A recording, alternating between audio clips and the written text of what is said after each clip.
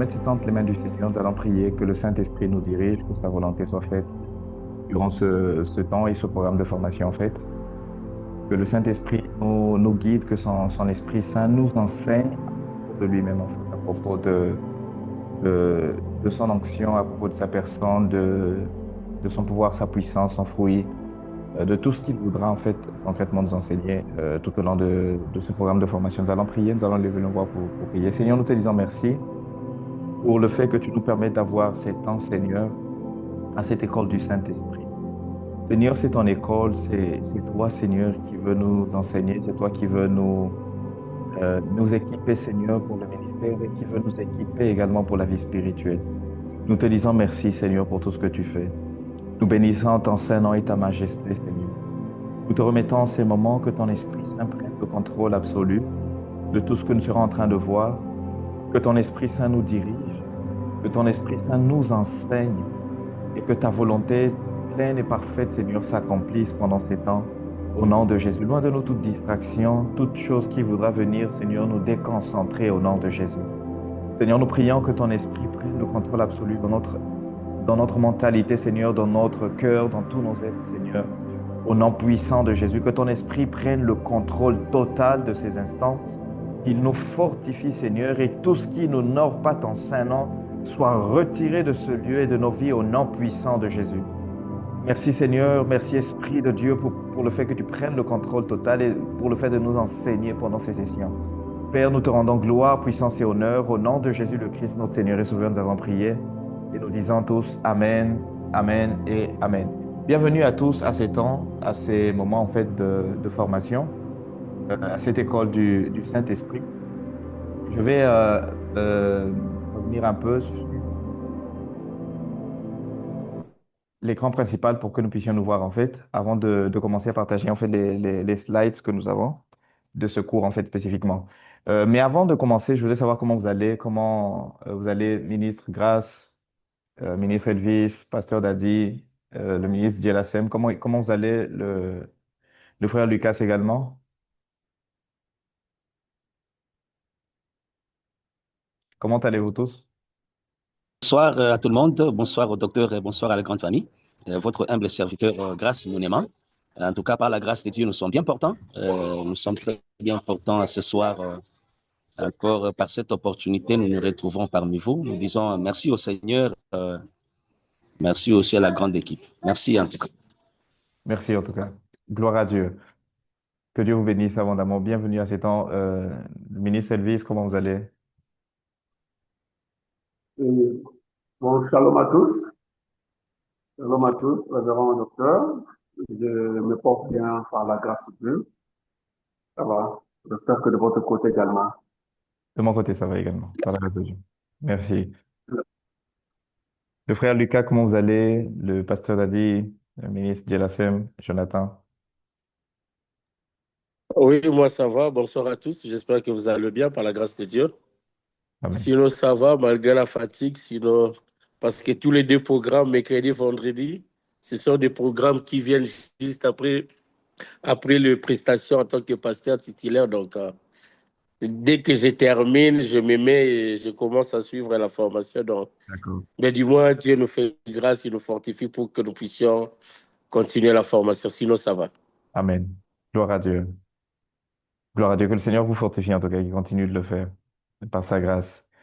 Le frère Lucas, le ministre Jonathan également, comment vous allez?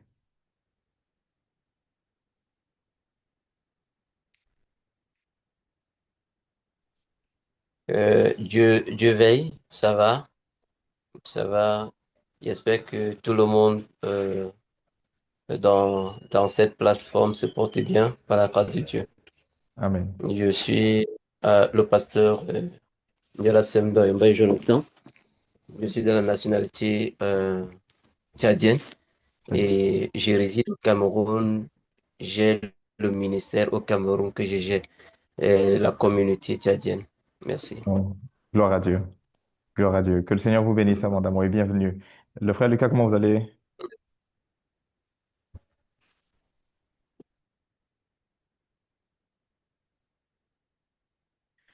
OK. Bon, en attendant qu'il soit présent, Nous allons continuer. Donc, comme nous avons déjà fait la prière d'ouverture, en fait, nous allons commencer avec ce temps. Oui, mon père, je vous écoute.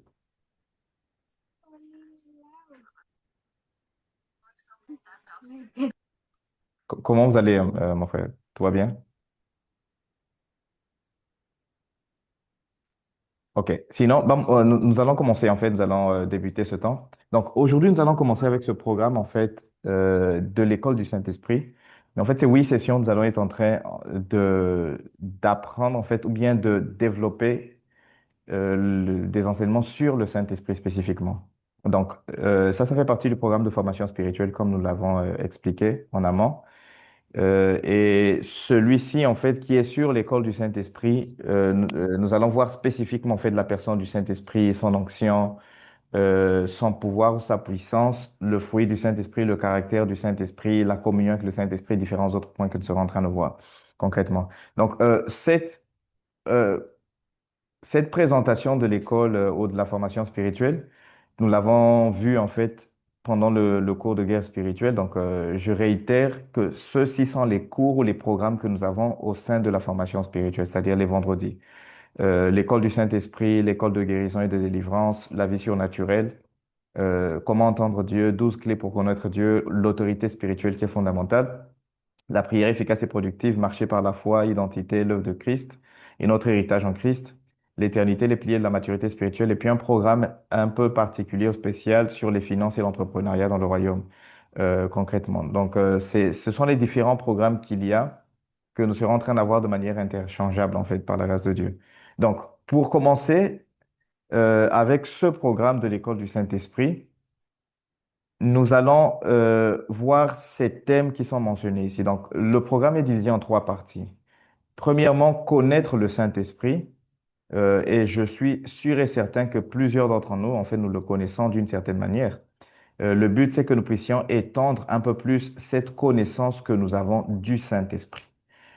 Donc, dans cette première phase, nous allons voir cette introduction à l'école du Saint-Esprit et nous allons voir les dimensions de la manifestation de Dieu. Quand nous parlons des dimensions de la manifestation de Dieu, ce sont les dimensions que nous voyons dans la Bible, en fait, depuis l'Ancien Testament jusqu'au Nouveau Testament. Comment Dieu s'est manifesté envers son peuple. C'est très important de comprendre cette phase des dimensions du Saint-Esprit ou de la manifestation de Dieu parce que nous devons opérer dans chacune de ces dimensions.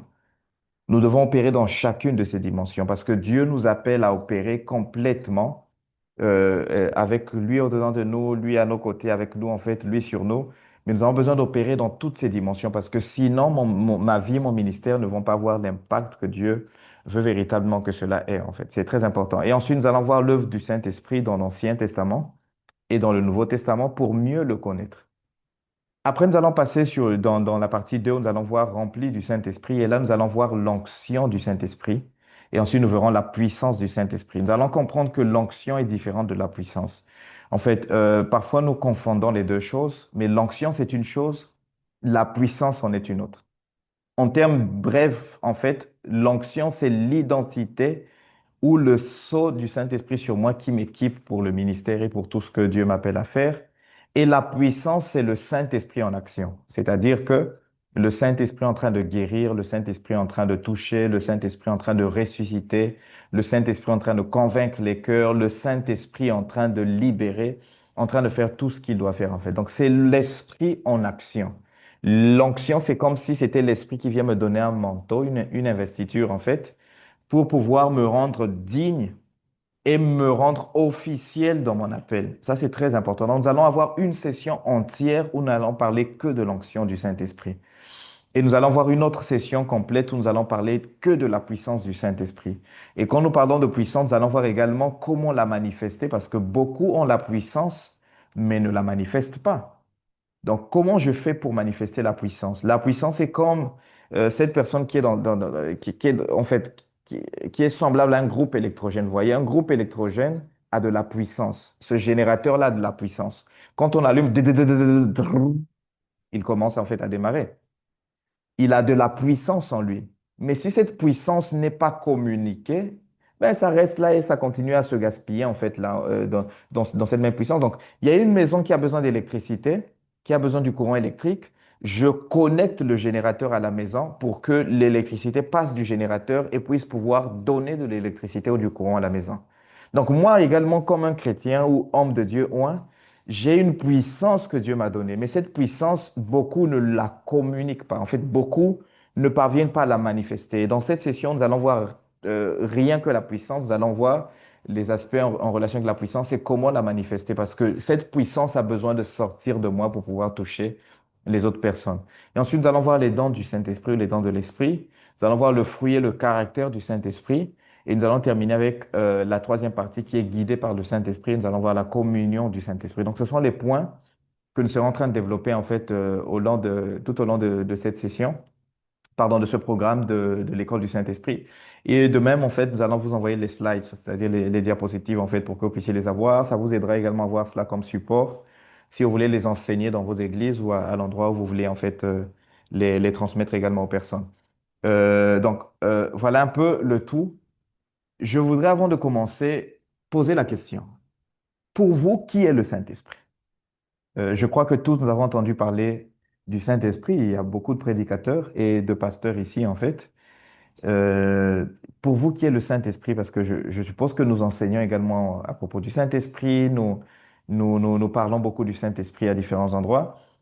Qui est le Saint-Esprit pour vous, en fait? Quelle est la définition ou quelle est l'interprétation que vous avez en ce qui concerne le Saint-Esprit spécifiquement? Je voudrais écouter, en fait, librement, hein. Les personnes qui veulent intervenir peuvent le faire.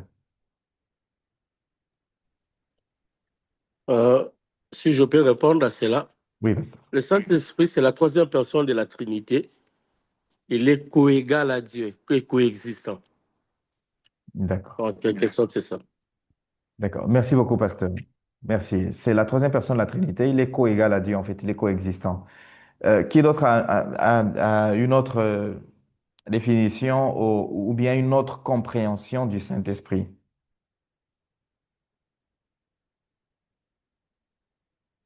Merci, frère Lucas, pour l'assistance. Si vous pouvez également mettre les noms dans le chat, en fait, ça va nous aider. Pour vous, qui est le Saint-Esprit? Ministre Grâce, ministre Jonathan, pasteur, le ministre Elvis, le frère Lucas. Qui est le Saint-Esprit pour vous, en fait?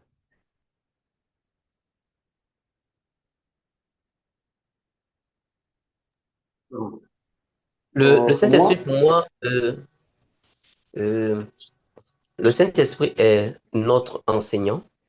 Selon, selon le Nouveau Testament, Jésus a dit, je vous enverrai un autre enseignant qui va vous enseigner sur toutes choses. Donc, le Saint-Esprit est notre enseignant, comme docteur a mentionné quelque part, notre guide, il est notre guide. C'est lui qui doit nous guider, c'est lui qui doit nous orienter dans ce que nous sommes en train de faire dans notre ministère ici-bas. Donc, il est notre enseignant, il est notre guide, il est notre maître, il est tout pour nous. Sans le Saint-Esprit, nous ne pourrons pas avancer avec Dieu. Amen. Amen. Il est tout, il est notre guide, en fait. Il est cet autre enseignant que Jésus avait dit qui allait venir, en fait. En d'autres termes, également, le frère Lucas est en train de dire dans le chat, le consolateur. Merci, en tout cas. Ministre Elvis, pour vous, qui est le Saint-Esprit? le Saint-Esprit, vraiment, le Saint-Esprit est le consolateur. Il est aussi l'interprète pour nous auprès du Père. Christ, la Bible dit dans le Nouveau Testament, Christ pouvait dire que nous ne savons pas comment prier, mais c'est à travers le Saint-Esprit qui transmet le parole au Père, même par des soupirs Inexprimable. inexprimables. Exact. Il est comme cet interprète ou cette personne qui parle, en fait, et intercède également en notre faveur devant le Père. Merci, ministre. Voilà. Je ne sais pas si le ministre Grasse voulait également ajouter quelque chose. Le Saint-Esprit est une personne qui vit en nous, qui nous guide, qui nous parle, qui nous oriente et qui nous conduit en fait. Voilà, un peu ça en bref. Amen. Le frère Grasse dit que c'est une personne qui vit en nous, qui nous parle, qui nous oriente, qui nous guide. En tout cas, voilà. Toutes les réponses sont bonnes, en fait, parce que c'est bien réel, en fait. Le Saint-Esprit est tout cela. Mais nous allons voir, en fait, de Genèse Apocalypse, plusieurs choses que la Bible nous dit à propos du Saint-Esprit. Parce que je crois que beaucoup d'entre nous Nous avons une interprétation du Saint-Esprit selon ce que nous avons expérimenté. Et il y a des personnes qui disent personnellement, pour moi, le Saint-Esprit, c'est mon meilleur ami. Pour moi, le Saint-Esprit, c'est mon enseignant. Pour moi, le Saint-Esprit, c'est mon guide. Pour moi, le Saint-Esprit, c'est mon conseiller. Pour moi, le Saint-Esprit, c'est mon consolateur. Pour moi, le Saint-Esprit, en fait, il y a beaucoup de définitions que nous pouvons donner selon l'expérience que nous avons eue et tout le reste. Mais nous allons également voir dans la Bible, en fait, dans la parole, quels sont les noms ou comment la parole de Dieu nomme l'Esprit. Comment la parole de Dieu le nomme. Premièrement, dans Genèse chapitre 1, verset 2. Déjà, depuis le premier verset, il dit, au commencement, Dieu créa les cieux et la terre. La terre était informe et vide au verset 2. Et il y avait les ténèbres à la surface de l'abîme. Et l'Esprit de Dieu se mouvait ou planait au-dessus des eaux. L'Esprit de Dieu. Donc, la Bible parle de lui comme l'Esprit de Dieu. C'est l'Esprit de Dieu, en fait. Donc, c'est l'Esprit, en fait, dans l'hébreu, en fait, il dit Ruach Elohim. Ruach Elohim, en fait. Si on essaie de le prononcer un peu plus comme les Hébreux l'auraient prononcé, Ruach Elohim. C'est comme ça qu'il parle du Saint-Esprit, en fait. Cet Esprit de Dieu. Mais en fait, quand nous voyons cet Esprit, il était là depuis le début, en fait, il était au niveau de la création. Et quand la Bible nous dit que l'Esprit se mouvait au-dessus des eaux, quand il parle dans l'hébreu, en fait, il dit se mouvait, ou il planait au-dessus des eaux. C'était pas comme s'il était en train de prendre un repos, en fait, quelqu'un qui est sur une piscine et qui est là tranquillement allongé, en fait, et qui prend du repos. Non. Le terme hébreu, en fait, qui parle de se mouvoir, du fait que l'esprit est en train de se mouvoir au-dessus des eaux, est un terme qui, pour les Hébreux, pour ceux qui ont étudié hébreu biblique, en fait, c'est un terme qui parle du fait que l'esprit se mouvait, mais comme si c'était une électricité, comme si c'était une énergie, une force. En fait, c'était un peu ça, en fait, ce mouvement-là que l'esprit est en train d'avoir. Et donc, nous comprenons qu'il était en action pendant la création. Il était en action depuis Genèse chapitre 1, en fait. Il était en action. Ce n'était pas un mouvement passif où il était en train d'observer comment le Père est en train de créer. Non. Le Père était en train de penser à la création. Le Verbe sortait. Parce que la parole dit, et Dieu dit, et Dieu dit, et Dieu dit. Donc le Verbe qui est le Fils, dans Jean chapitre 1, verset 1, au commencement était la parole, qui est le Verbe, en fait, la parole. Et la parole était avec Dieu, la parole était Dieu. Ce Verbe, cette parole était également au commencement. Donc, pendant que la parole sortait, l'esprit est en train de se mouvoir pour que les choses se manifestent. Et nous allons voir plus tard que c'est un esprit créateur également. Donc, et c'est très important ça, en fait. C'est très important. Quand nous arrivons à une connaissance et une compréhension profonde de ces choses, nous allons comprendre que le miraculeux devient facile, en fait, à expérimenter. Parce que le Saint-Esprit en nous rend capables de manifester les miracles. Parce que c'est un esprit créateur.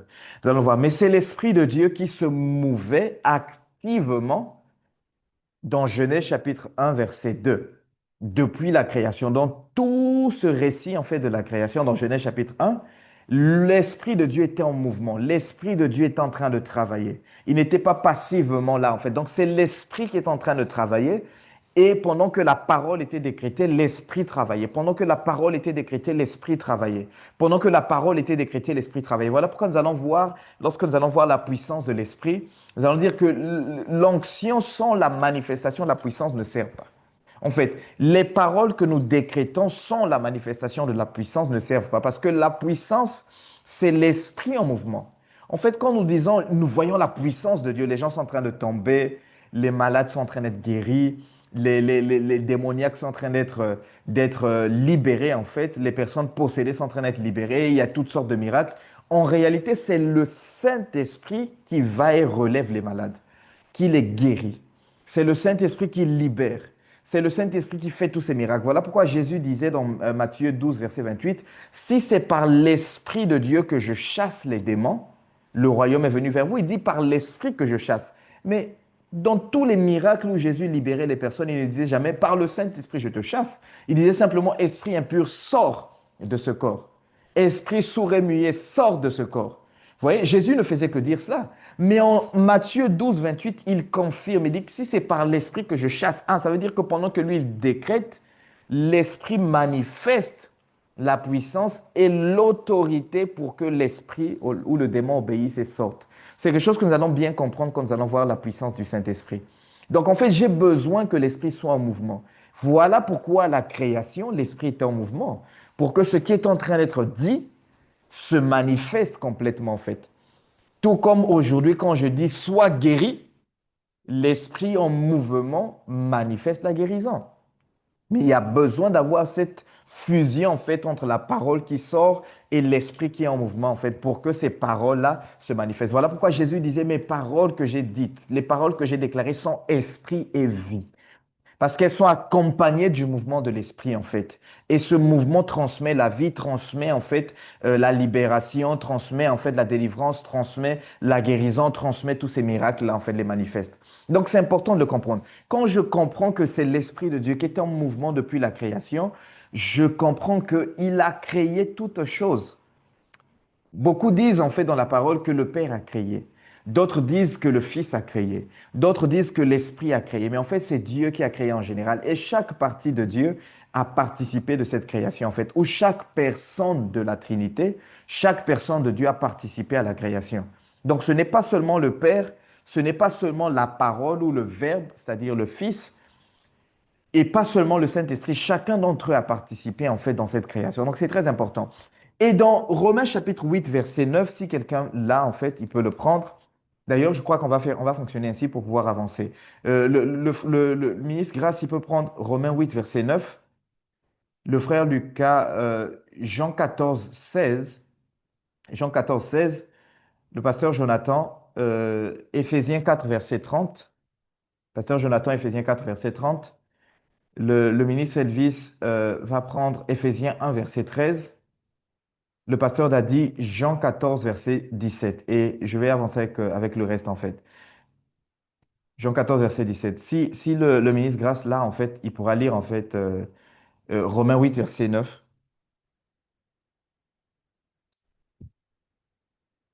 Romains 8, verset 9. Sinon, on avance avec le frère Lucas qui a Jean 14, verset 16.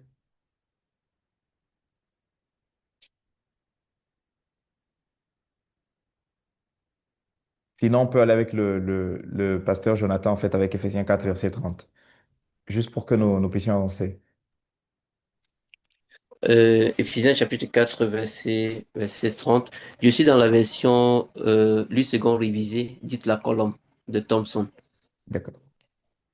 N'attristez pas le Saint-Esprit de Dieu, par Amen. lequel vous avez été scellés pour le jour Pour de le jour la de la rédemption. rédemption. Amen. N'attristez pas le Saint-Esprit. Dans ce passage, en fait, il parle de lui comme le Saint-Esprit. C'est le nom, en fait, qu'il lui donne concrètement dans la parole, non? Dans ce passage-là. Merci, merci beaucoup, pasteur. Ministre Grâce. Ok, je suis en Romains chapitre 8, le verset 9. D'accord. Pour vous, vous ne vivez pas selon la chair, mais selon l'esprit. Si du moins l'esprit de Dieu habite en vous. Si quelqu'un n'a pas l'esprit de Christ, ne lui appartient pas. Amen. Amen. Il parle de celui, si quelqu'un n'a pas l'esprit de Christ, au début, il parle de l'esprit de Dieu, mais ensuite, il dit, si quelqu'un n'a pas l'esprit de Christ, il ne lui appartient pas. C'est très important. Tout ça, nous allons le voir et nous serons en train de les expliquer, en fait. Nous allons continuer avec Jean 14, verset 16. Je l'ai ici, la parole de Dieu dit, et moi je prierai le Père et il vous donnera un autre consolateur. Il dit, voilà, merci, merci, mon frère Lucas. Il vous donnera un autre consolateur afin qu'il demeure éternellement avec vous. Un autre consolateur afin qu'il demeure éternellement avec vous. Un autre consolateur. C'est très important. Et nous allons continuer avec le ministre Edvis, qui pouvait aller avec Éphésiens 1,13. Ephésiens 1,13, je lis la parole du Seigneur de Christ. En lui, vous avez aussi, après avoir entendu la parole de la vérité, l'évangile de votre salut, en lui vous avez cru et vous avez été scellés du Saint-Esprit qui avait été promis. Amen. Il parle du Saint-Esprit. Amen. Il parle du Saint-Esprit qui vous a été promis. Lorsque nous le lisons en fait dans le grec et même quand nous voyons les traductions, il parle de l'esprit de la promesse. L'esprit de la promesse. Ou l'esprit qui a été promis en fait. L'esprit de la promesse, comment tel. Mais il parle du fait que nous avons été scellés de cet esprit de la promesse. Quelle promesse en fait? La promesse d'une vie éternelle avec le Seigneur. Et nous allons le voir complètement. Pasteur Dadi avec Jean 14, 17. Jean 14, le verset 17, il dit, l'esprit de vérité que le monde ne peut recevoir, parce qu'il ne le voit point et ne le connaît point.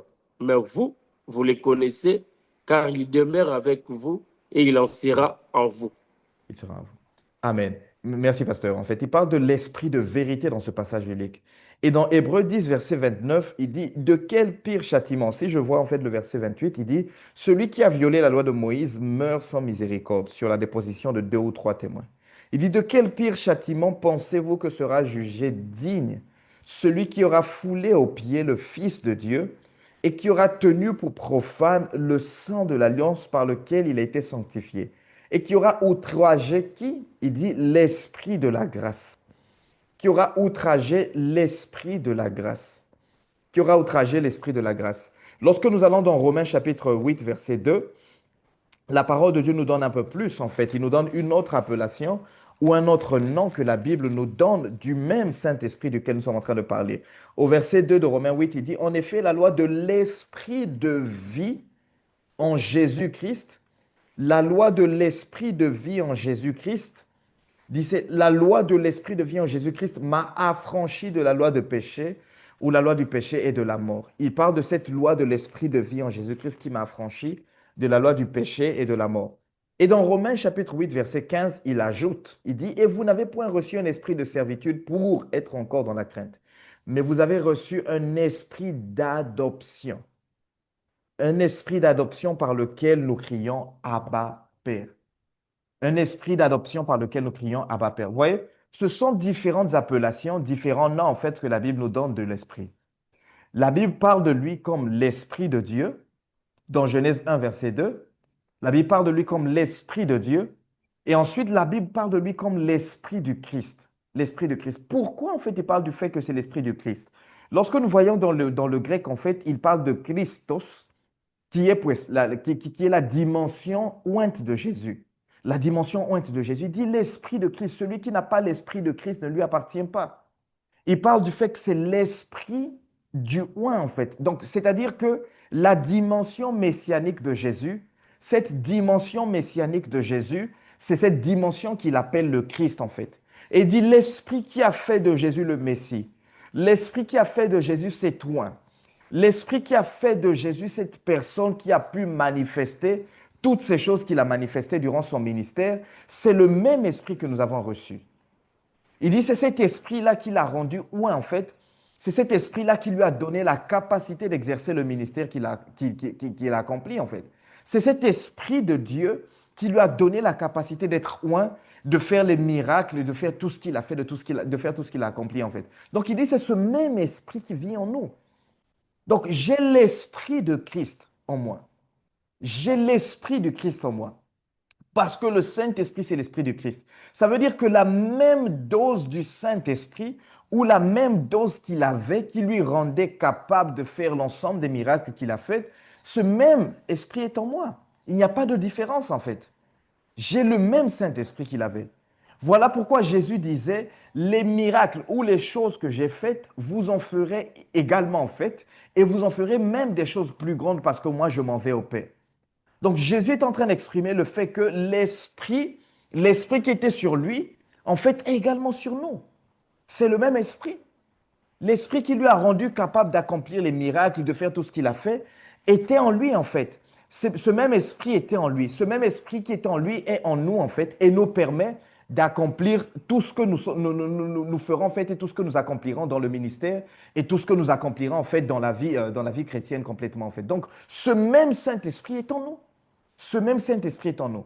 Nous avons besoin de le comprendre. Si je le comprends très bien, je vais comprendre qu'il n'y a pas de différence. L'Esprit qui était en Jésus, l'Esprit qui lui a permis de faire tous les miracles et d'accomplir tout ce que lui il a accompli, ce même Esprit est en moi.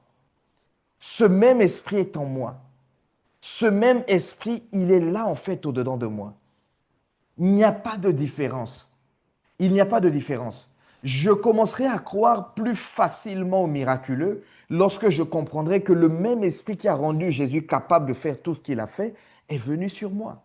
Voilà pourquoi certains disent que le Saint-Esprit est venu faire de nous des Christ, en fait, c'est-à-dire que des personnes ointes, parce que la définition de Christ est simplement cela, en fait. Loin, ou la personne ointe par Dieu. C'est ce que cela signifie en fait. Christos, el ungido, the anointed, loin en fait, celui qui est oint, celui qui a été oint en fait. C'est lui en fait le Christ. Donc il dit, cet esprit du Christ est en moi. Donc l'esprit qui permet de faire les miracles est en moi. L'esprit qui permet d'opérer les miracles et de faire toutes ces choses-là est en moi. L'esprit qui permet de manifester toutes ces choses que lui il a faites ou qu'il a manifestées est en moi. L'esprit qui lui a permis de vivre cette vie surnaturelle est en moi. Et en moi, il n'y a pas de limitation, il n'y a pas de différence. En fait, le point, c'est cela. En fait, parfois, nous pensons que Dieu nous a donné une dose du Saint-Esprit inférieure à la dose qu'il a donnée à nos pasteurs, à nos pères spirituels, à ces hommes de Dieu qui ont fonctionné dans le miraculeux d'une manière surnaturelle, ou à Jésus. Non, il n'y a pas de dose comme telle du Saint-Esprit. Il n'y a pas de dose pour dire que moi j'ai reçu 100 millilitres du Saint-Esprit et l'autre a reçu 1 litre, ou l'autre a reçu 1000 litres, ou l'autre a reçu je ne sais combien en fait. Non, parce que c'est une personne, le Saint-Esprit. Aujourd'hui, si je dis que je reçois le pasteur Dadi ou je reçois le frère Lucas, dans ma maison, dans mon ministère, je reçois toute la personne de cet homme-là, en fait. Je reçois toute la personne. Donc, si aujourd'hui, quelqu'un dit, ben, en France, nous avons reçu le frère Lucas, ben, il a reçu la personne du frère Lucas, complètement, de la tête jusqu'à la plante de ses pieds. Si quelqu'un dit en Amérique, nous avons reçu le frère Lucas, il a reçu la personne complète de Lucas. Il n'a pas reçu une partie, j'ai reçu la tête de Lucas et je n'ai pas reçu ses membres. Non, je reçois Lucas complètement. C'est la même chose en fait, je reçois le Saint-Esprit totalement. Si aujourd'hui dans mon appartement, dans mon église, dans ma maison, dans mon bureau, je reçois une personne, je reçois la personne complètement, du sommet de sa tête à la plante de ses pieds. La différence se trouve dans la manifestation de cette personne. Parce qu'il y a des gens qui reçoivent des invités et leur disent à l'invité, invité, tu peux entrer dans le salon principal, tu peux entrer dans la salle à manger, tu peux entrer dans la douche des invités. Mais dans la chambre principale, tu ne peux pas entrer. Dans le bureau, tu ne peux pas entrer. Dans le sanctuaire ou dans le temple que nous avons dans la maison, tu ne peux pas entrer. Et tout le reste, en fait. Donc, les personnes mettent des limites à la personne qui vient. Donc, c'est la même chose, en fait. Nous avons reçu le même Saint-Esprit. Tous. Tous, nous avons reçu le même Saint-Esprit. Tous, nous avons reçu le même Saint-Esprit. Mais la différence se trouve dans la manifestation de ce Saint-Esprit dans nos vies. Il y a certains qui lui ont dit, Saint-Esprit, tu viens dans ma vie, mais dans mon ministère, je suis la tête. C'est moi qui dirige ce ministère. Toi, tu restes assis sur un banc comme un invité et tu fais ce que moi je te demande de faire, Esprit de Dieu. Il y a des gens qui l'ont fait dans l'Église. Il y a des gens qui le font. Il dit, Saint-Esprit, nous avons un agenda, nous avons un calendrier, nous avons une chronologie du culte. Donc, au début, moi, le pasteur, je vais entrer pour donner la bienvenue. Après, c'est les chantres qui vont chanter pendant 15 minutes, pas plus que 15 minutes. Après cela, moi, je vais monter pour prendre les offrandes, pour solliciter les offrandes, en fait, et tout le reste. Après les offrandes, nous allons avoir un temps de louange de 10 minutes, pas plus de 10 minutes. Après les 10 minutes de louange, nous allons donner les annonces. Après les annonces, nous allons prêcher. Je vais prêcher pendant 35 minutes, pas plus de 35 minutes. Après les 35 minutes, je vais prier pendant 5 minutes. Et après ces 5 minutes-là, nous allons faire la clôture et les gens vont rentrer chez eux à la maison. Le culte va durer 2 heures. Pas 2 heures, 1 minute, 2 heures, 5 minutes, le culte va durer 2 heures. Donc même si le chantre sent qu'il faut continuer à chanter, à adorer, on va couper aux 15 minutes. Même si celui qui est en train de diriger la louange sent qu'il faut louer pendant plus de temps, dès que passent les 10 minutes, on doit couper. Vous voyez, donc nous mettons le Saint-Esprit dans notre agenda et nous lui disons, toi tu viens pour obéir à ce que nous avons établi. Toi tu viens pour faire ce que nous avons pensé faire. Toi tu viens pour respecter notre agenda, notre chronologie, notre chronogramme du culte. Tu viens pour respecter le programme que nous avons établi. Donc, assieds-toi là-bas comme n'importe quel invité et assiste au culte.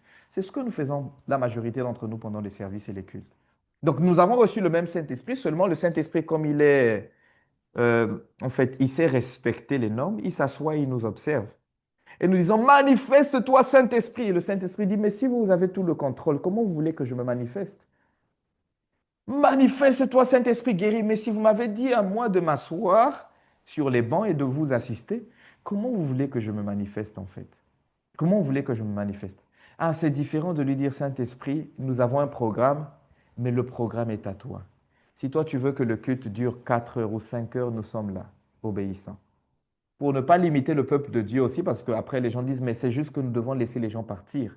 Parce qu'il y a des gens qui vivent très loin, il fait tard, ça sera difficile. Ben, quand c'est comme ça, vous sentez que le Saint-Esprit veut se manifester, vous dites aux gens, nous allons continuer le culte. Ceux qui veulent rentrer chez eux à la maison sont libres de rentrer. Nous allons rester avec ceux qui sentent qu'ils peuvent rester avec le Saint-Esprit. Vous voyez, quand vous faites deux choses. Vous permettez au Saint-Esprit de se manifester, vous ne le limitez pas, et en même temps, vous permettez aux gens de rentrer librement s'ils ne veulent pas continuer pendant 5 heures, 6 heures là au culte en fait. Donc, vous faites les deux choses. Vous ne limitez pas les gens. Donc, vous n'obligez pas les gens à rester pendant le culte qui va durer 5 heures, 6 heures parce que le Saint-Esprit est en train de se manifester. Vous ne les obligez pas. S'il y a des gens qui disent, moi, je dois rentrer, je vis très loin, ben, ils rentrent chez eux.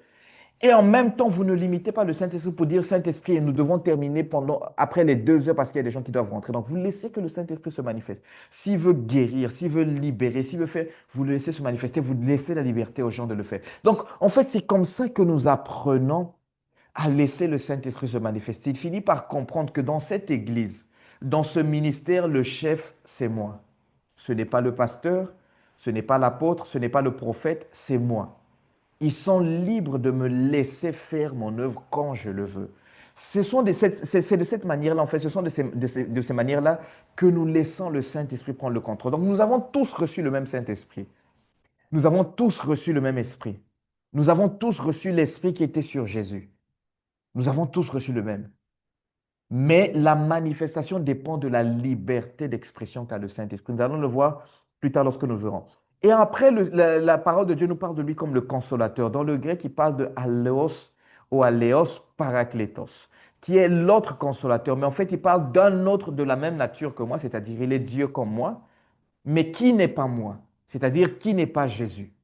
Il dit un autre de la même nature que moi, mais qui n'est pas moi, que je ne suis pas en fait. Parce que moi, comme Jésus, j'ai des limitations physiques. Pour être à Galilée, ben, je dois être à Galilée, mais en même temps, je ne peux pas être en Samarie. En même temps, je ne peux pas être à Capernaum dans une certaine localité spécifique. Je ne peux pas être en fait à Nazareth et à Capernaum en même temps. Je ne peux pas être en fait en Samarie à tel endroit en même temps. Je ne peux pas être en Afrique et en Amérique en même temps. Parce que j'ai besoin de me déplacer physiquement, comme Jésus en fait. Mais le Saint-Esprit sera en chacun d'entre vous, il sera dans tout le monde. Et donc lui, il pourra faire une œuvre. Je suis Dieu, mais comme Jésus, je suis une personne différente au Saint-Esprit. Je suis une personne différente au Saint-Esprit. C'est ce qu'il voulait dire quand il parlait d'aléos parakletos. Un autre de la même nature que moi, mais qui n'est pas moi. Littéralement dans la translittération au grec, en fait, du grec dans les langues que nous avons, c'est cela, en fait. Un autre de la même nature que moi, mais qui n'est pas moi. Un autre de la même nature que moi, mais qui n'est pas moi. Un autre de la même nature que moi, mais qui n'est pas moi. Donc, c'est ça l'esprit, en fait. Donc, il est Dieu, mais il n'est pas Jésus. Il est Dieu, mais il n'est pas le Père. Donc, en gros, nous avons besoin de le comprendre. Il est une autre personne qui vient pour jouer un autre rôle dans notre vie, qui vient pour nous enseigner, comme certains l'ont dit, qui vient pour nous enseigner, pour nous édifier, pour nous équiper, pour nous oindre, qui vient pour manifester de la puissance, qui vient pour manifester de l'autorité dans nos vies. Il vient avec une autre fonction. Il vient pour nous transformer, pour agir au-dedans de nous, pour changer notre caractère, pour manifester la véritable repentance dans nos cœurs. C'est la personne du Saint-Esprit qui fait cette œuvre, qui vient pour œuvrer la sainteté dans nos vies. C'est cela en fait. Et dans Éphésiens chapitre 4, verset 30, il parle de lui comme le Saint-Esprit, c'est-à-dire l'Esprit Saint. Dans d'autres versions, parfois ils étendent l'Esprit de sainteté. Est-ce que vous savez que dans le grec, il y a certains endroits où on dit Saint-Esprit, mais en fait, il parle seulement d'esprit. Et donc, pour faire la différence avec les autres esprits, ils disent Esprit Saint, mais parfois dans le grec, il n'y a même pas la parole Saint. C'est juste pneuma qui sort, c'est-à-dire l'esprit. Mais en fait, nous comprenons, et ceux qui ont traduit la Bible ont ajouté la parole Saint juste pour que nous comprenions, parce que c'est le même terme qui est utilisé pour dire pneuma, pour parler des esprits. Donc, pneuma, pour l'être humain, ils utilisent le même terme en fait, pneuma. Pneuma, pneuma, pneuma. Il parle de l'esprit de l'homme, il parle de pneuma. Il parle de l'esprit malin, il parle de pneuma également, en fait, esprit, parce que pneuma signifie esprit. Et donc, parfois, dans les traductions, quand il parlait du Saint-Esprit ou de l'Esprit de Dieu, même s'il n'est pas spécifié en fait Saint-Esprit, ceux qui ont traduit la Bible ont ajouté Saint pour pouvoir faire la différence, qu'il s'agit de l'Esprit de Dieu ou l'Esprit Saint. Donc, il y a certains passages bibliques dans le grec qui ne contiennent pas le terme Saint, qui simplement contiennent l'Esprit dit. Mettez-moi à part à Paul et à Silas. Mettez-moi à part Paul et Silas, ou telle personne, ou Paul et Bernabé, ou faites ceci, faites cela. L'Esprit nous a empêchés d'aller en Asie mineure, en Asie mineure en fait. L'Esprit nous a empêchés de faire ceci. Vous voyez, il parlait de l'Esprit, mais il y a certains endroits où les traducteurs ont juste ajouté le mot saint en fait, pour que nous fassions la différence et que nous puissions lire d'une manière simple. Mais en fait, dans les passages où ça apparaît réellement, en fait, il parle de l'esprit de sainteté. Donc, quand il vient dans ma vie, il produit la sainteté. Si j'ai du mal à manifester la sainteté, ça veut dire que l'esprit de sainteté n'a pas autant de prépondérance en moi, n'a pas autant, en fait, il ne prend pas plus de place en moi. Je suis rempli de moi-même, rempli de mes pensées et tout le reste.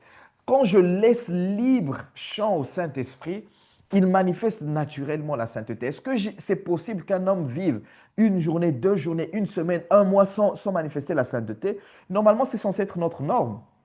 C'est censé être normal pour nous. Parce que lorsque nous venons à Christ, ce qui est normal pour nous, c'est de ne pas pécher. Et ce qui est anormal pour nous, c'est de pécher. Ce qui est anormal pour nous, c'est de pécher parce que par l'esprit de sainteté, nous sommes capables de vivre en sainteté.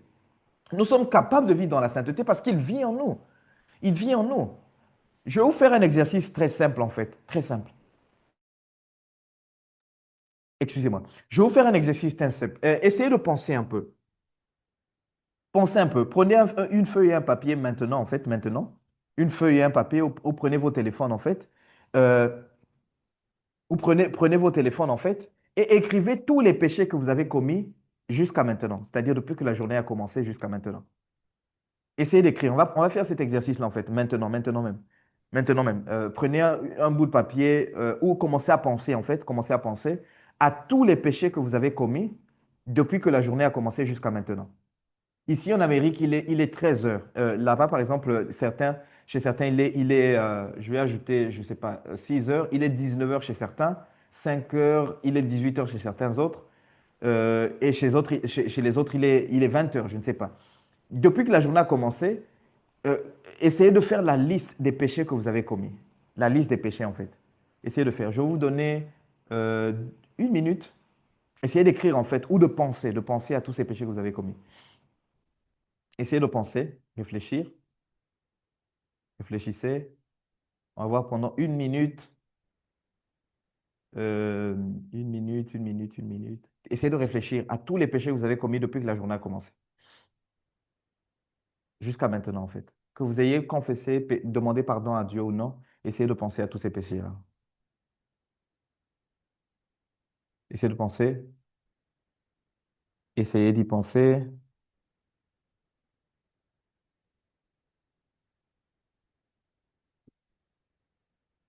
OK, la minute est passée.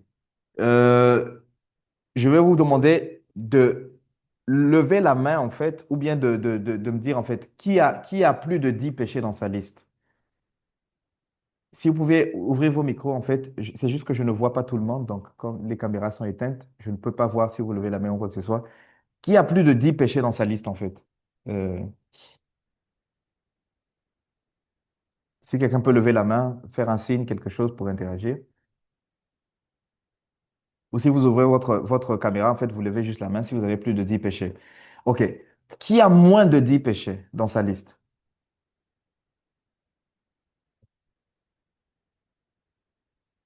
OK, moins de 10 péchés. Le frère Lucas, le ministre Elvis. Qui a moins de 10 péchés? OK. Qui a moins de 5 péchés dans sa liste? Moins de 5 dans la liste que vous venez de faire. Moins de 5 péchés. Qui a moins de 5 péchés? Le ministre Grâce? Oui, effectivement. Moins de 5. OK. Qui a moins de 3 péchés en ce moment dans sa liste? et qui n'arrive pas à se souvenir d'un péché qu'il ait commis depuis que la journée a commencé? OK. Il y a plusieurs qui avaient moins de 10 péchés en fait dans leur liste. Vous voyez, ça c'est l'état actuel en ce moment. Et le ministre disait moins de 5 en fait. Moi, quand je suis en train de réfléchir, je ne me rappelle que d'un seul péché. C'est quelque chose. À présent, je suis en train de voir deux. Depuis que la journée a commencé, hein, deux spécifiquement. Vous voyez, si vous pensiez à vous, quand vous étiez encore dans le monde, quand vous ne connaissiez pas Christ, je crois qu'en 2 minutes, vous auriez écrit 15, 20, 30 péchés. Vous auriez écrit plusieurs. J'ai menti, j'ai pensé, j'ai eu des pensées impures, et ces pensées impures, je les ai eues 10 fois, 20 fois dans la journée. Je me suis disputé avec quelqu'un, j'ai eu de la colère, j'ai insulté, j'ai volé. Je crois que vous auriez beaucoup de péchés et répétitifs, hein, répétitifs. C'est-à-dire que à peine quelqu'un a vu une femme, il a péché en fait, il a convoité, il a commis la fornication, ou bien l'adultère dans ses pensées en fait. Je crois que tout le temps en fait, ce serait là en fait. Donc, on serait dans un état constant de péché. Mais parce que nous sommes en Christ, le péché devient difficile à faire. Il devient difficile. Donc, en fait, notre état naturel, c'est un état de sainteté. Pourquoi? Parce que l'esprit de sainteté est en moi. Donc, si tu reconnais qu'avant, quand tu aurais fait cette liste, tu aurais mis 30, 40 péchés, en un temps court, en fait, et qu'aujourd'hui tu es capable de mettre moins de 10, ça veut dire que le Saint-Esprit est en train de produire la sainteté en toi. Donc, pour ces péchés qui sont encore en train de résister en toi, tu as encore besoin que le Saint-Esprit continue de travailler. Mais il a déjà commencé. Il a déjà commencé son œuvre, en fait, véritablement. Et c'est la même chose, en fait. À l'époque, je crois que s'il fallait mentir, quand nous ne connaissions pas Christ, ben, tout de suite, en fait, tu mens. Tu mens sans réfléchir, en fait. S'il fallait commettre de l'adultère ou la fornication, je crois que ça allait venir rapidement en fait. Mais aujourd'hui, tu penses, tu réfléchis, tu commences à penser dans ta tête, je dois le faire ou je ne dois pas le faire. Je dois le faire ou je ne dois pas le faire. Et tu luttes pour pécher. Tu as une lutte en toi pour pécher. Pour tomber dans le péché, tu luttes. À la différence de quand tu étais dans le monde. Dans le monde, pour être dans la sainteté, c'était difficile parce que pécher, c'était normal pour toi. C'était normal en fait. C'était l'inverse. C'est-à-dire que pour me maintenir saint, s'il y a une femme qui vient me tenter, c'est difficile pour moi de ne pas pécher.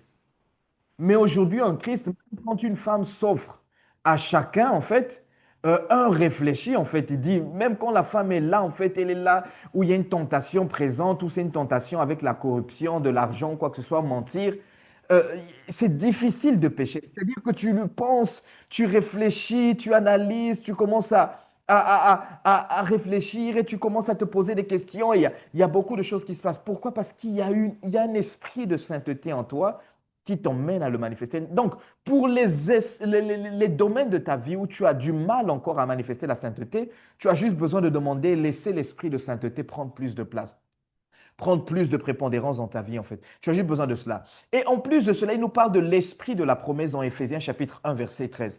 L'Esprit Saint de Dieu est celui qui me garantit le salut. C'est un peu comme si le jour où Christ viendra pour enlever l'Église, il va regarder sur nous qui a le sceau du Saint-Esprit sur lui. Qui a le sceau du Saint-Esprit? Qui a ce sceau, cette marque ou l'effigie du Saint-Esprit sur lui? Et c'est ceux-là qui seront enlevés, en fait. C'est ceux-là qui seront enlevés qui vont aller avec le Seigneur. Donc le Saint-Esprit est comme ce gage, cette garantie de mon salut, en fait. Si j'ai le Saint-Esprit, la promesse est encore vivante, en fait. Et c'est comme ça que je reconnais si j'ai encore mon salut ou si je l'ai perdu, en fait. Est-ce que le Saint-Esprit continue à parler au-dedans de moi? Est-ce que le Saint-Esprit continue à me convaincre de péché? Est-ce que le Saint-Esprit continue à me convaincre? Si j'arrive à un point où je ne reçois plus rien, je ne ressens plus rien, que je pêche ou que je ne pêche pas, je ne ressens plus rien, attention. Peut-être que mon salut, je suis arrivé à un point où je l'ai perdu en fait. Mais si je continue à sentir cette conviction de péché, je continue à sentir que le Saint-Esprit me parle, ça veut dire il y a encore la garantie de mon salut en fait. Parce qu'il est l'esprit de la promesse. Il est le sceau que Dieu m'a donné comme garantie de mon salut. Il est le sceau que Dieu m'a donné comme garantie de mon salut, comme garantie du fait que j'ai la vie éternelle en fait que Jésus m'a donné concrètement. Donc c'est le sceau qu'il me donne. En plus de cela, il parle de lui comme l'esprit de vérité. Comme l'esprit de vérité.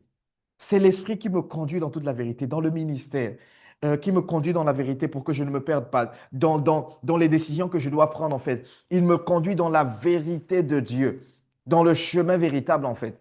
Il est celui qui me conduit. J'ai besoin de lui, en fait. C'est l'Esprit de vérité. Donc, ce n'est pas seulement le consolateur, mais c'est également l'Esprit de vérité. Et quand je commence à le connaître dans cette dimension, je sais que la vérité de Dieu pour ma vie, le Saint-Esprit me la révèle. La vérité de Dieu pour mon mariage, le Saint-Esprit me le révèle. La vérité de Dieu pour mon ministère, le Saint-Esprit me le révèle. Et il me conduit dans toute la vérité, dans le ministère et m'aide à ne pas me dévier en fait de la voie ou du chemin que le Seigneur a tracé pour ma vie. Le Saint-Esprit me conduit et me guide progressivement parce que c'est l'Esprit de vérité.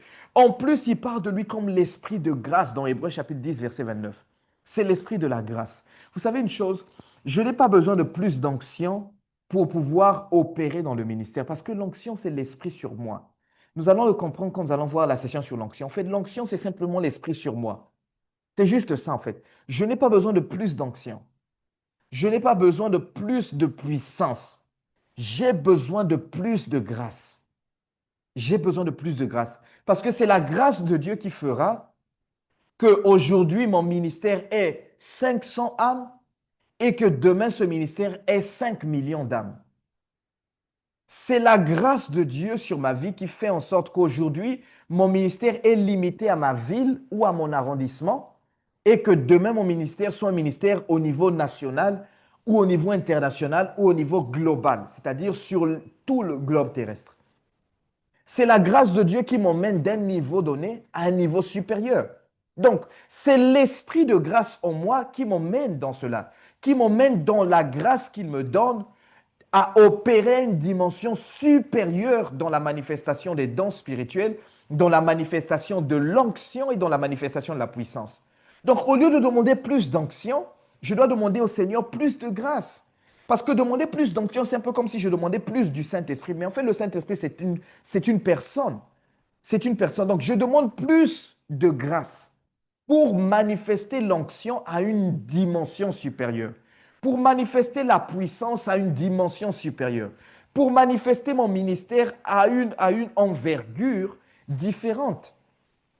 Parce que c'est la grâce de Dieu qui prend mon ministère et fait que ce ministère qui était inconnu devienne un ministère connu au niveau des nations. C'est la grâce de Dieu qui fait en sorte que j'avais des disciples seulement dans ma ville, mais aujourd'hui j'ai des disciples partout dans le monde. C'est la grâce de Dieu qui fait en sorte qu'avant je manifestais juste la puissance pour guérir un malade dans une croisade, mais aujourd'hui je peux guérir 100, 1000 malades, 10 000 malades, 1 million de malades. C'est la grâce de Dieu qui le fait. Et il dit que l'esprit de grâce est là. Donc en fait, plus cet esprit prend plus de place en moi, plus il se manifeste en moi, plus de grâce va se manifester dans ma vie. Plus de grâce. Il va multiplier sa grâce.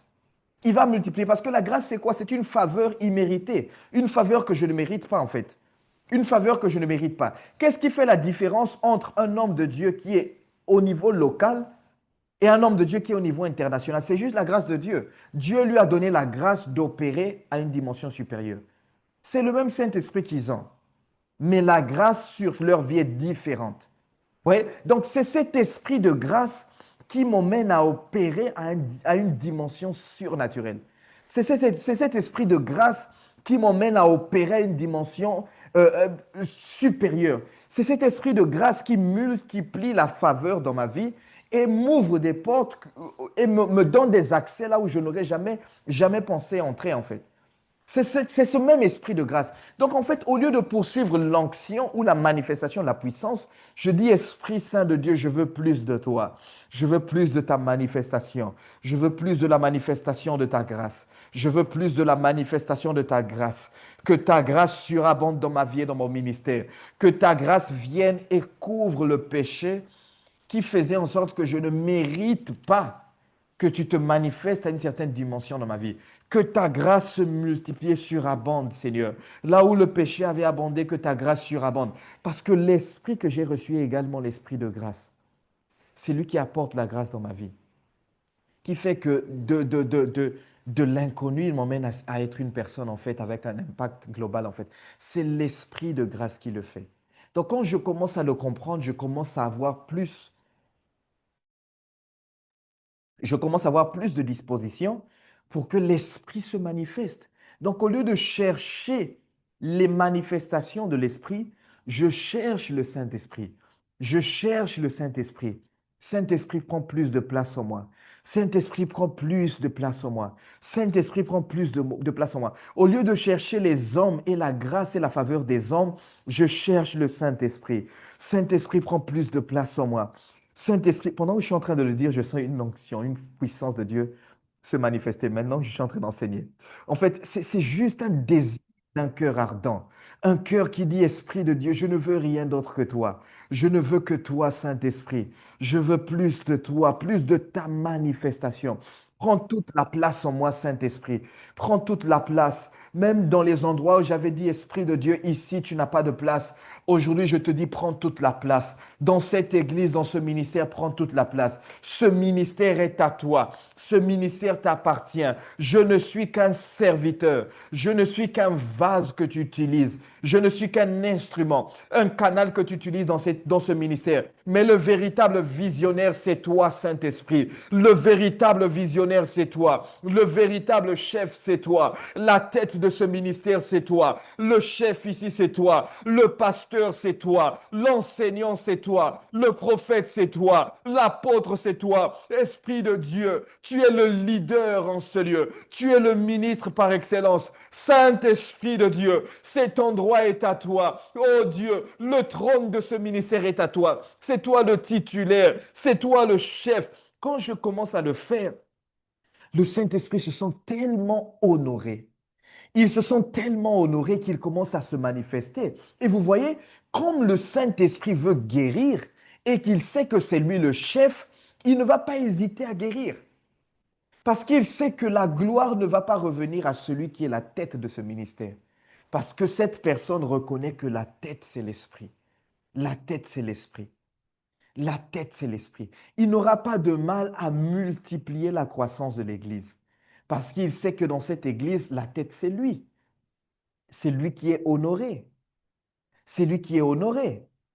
Vous voyez, en fait, il suffit de le poursuivre, lui. Je le poursuis, lui. Je lui laisse à la première place.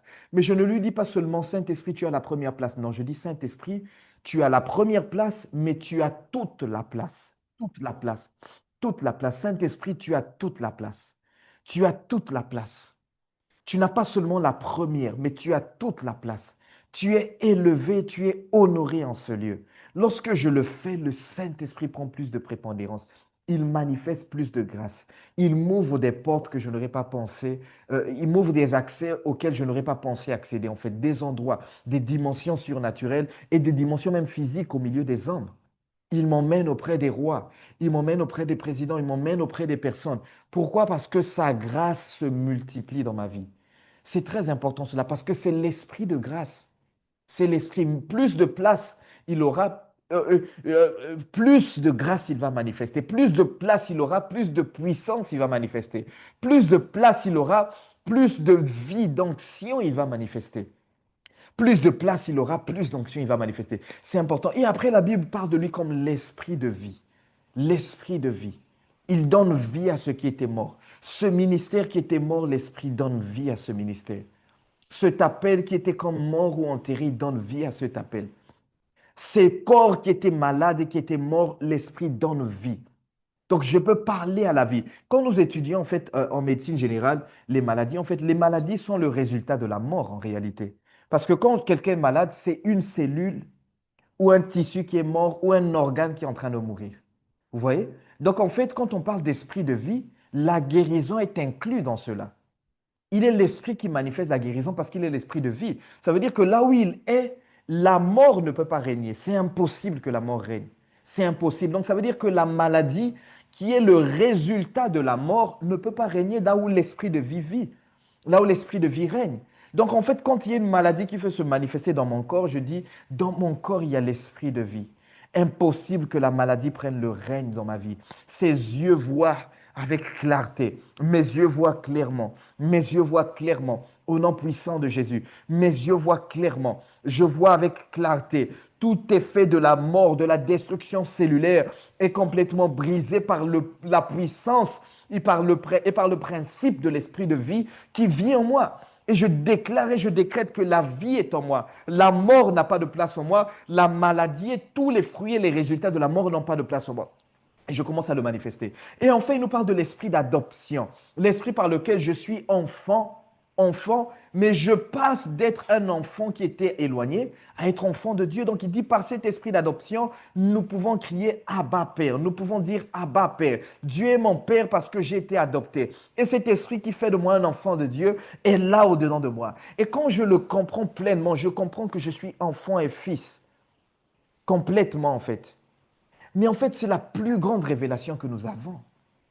C'est la plus grande révélation. Ça veut dire que les droits que Jésus avait, je les ai complètement. Par adoption, bien évidemment, mais je les ai totalement. Voilà pourquoi le livre de Romains nous parle au verset 17 que si nous sommes fils, nous sommes héritiers de Dieu et co-héritiers avec Christ. Ça veut dire que nous partageons son héritage. Et quand on dit que nous partageons son héritage, c'est beaucoup plus profond que le simple fait de dire que je suis enfant de Dieu. C'est beaucoup plus profond en fait. C'est beaucoup plus profond. Pour ceux qui ont étudié la génétique, ils comprennent qu'un père donne à son enfant son ADN. Une mère donne à son enfant son ADN. Ça veut dire que je suis le résultat de la fusion de l'ADN de mon père et de l'ADN de ma mère. La forme de mon visage, les yeux, le nez, tout ce que j'ai en moi en fait, est le résultat de la fusion de l'ADN de mon père et de l'ADN de ma mère. C'est-à-dire, en génétique, on dit que j'ai reçu l'héritage génétique de mes parents. J'ai reçu l'héritage génétique de mes parents. Ça veut dire que dans mes veines coule un sang qui a un ADN qui est celui de mes parents. Et donc, quand la Bible nous dit dans Jean 1, verset 12, il dit à tous ceux qui l'ont reçu, à ceux qui croient en son nom, elle a donné le pouvoir de devenir enfants de Dieu. Au verset 13, la Bible ajoute, il dit, lesquels sont nés non de la volonté de la chair, ni de la volonté du sang, ni de la volonté de l'homme, mais de Dieu. Ça veut dire que le principe qui opère en moi, c'est un principe qui dit que dans mon corps ne circule plus le sang de mon père ni de ma mère. Dans mon corps ne circule plus l'ADN de mes parents. Dans mon être circule l'ADN de Dieu. Il dit lesquels ne sont pas nés ni de la volonté de la chair, ni du sang, ni de la volonté de l'homme, mais de Dieu. C'est un principe spirituel qui vient avoir son effet dans ma vie physique. Comment cela est possible? Par l'esprit d'adoption qui vient me donner la capacité d'être enfant de Dieu. Comment cela est possible? On repart dans le livre de Matthieu, chapitre 1, dans le livre de Luc, quand la parole de Dieu dit que l'ange vient annoncer à Marie qu'elle va être enceinte. La parole de Dieu nous dit que l'ange lui dit que l'Esprit de Dieu, la puissance du Très-Haut va venir sur toi et tu pourras concevoir l'enfant dans ton sein. Ça veut dire que le Saint-Esprit est celui qui a formé Jésus dans le ventre de Marie. C'est le Saint-Esprit qui a formé Jésus. Ça veut dire que l'ADN que Jésus avait était l'ADN de Dieu, l'ADN du Saint-Esprit. Voilà pourquoi Jésus ne pouvait pas être malade. C'était impossible. Il n'avait pas reçu le sang de Marie qui pouvait faire que Jésus tombe malade. C'était impossible. En fait, c'est impossible. Vous n'allez voir à aucun endroit dans la Bible, dans tous les évangiles, où on nous dit que Jésus était malade. C'est impossible. C'est impossible. Parce que l'ADN qui était en lui, le sang qui circulait en lui, c'était un sang différent. C'était une ADN différente, en fait. C'était un ADN différent complètement. La génétique de Jésus était différente. Il avait une génétique humaine comme celle d'Adam avant la création.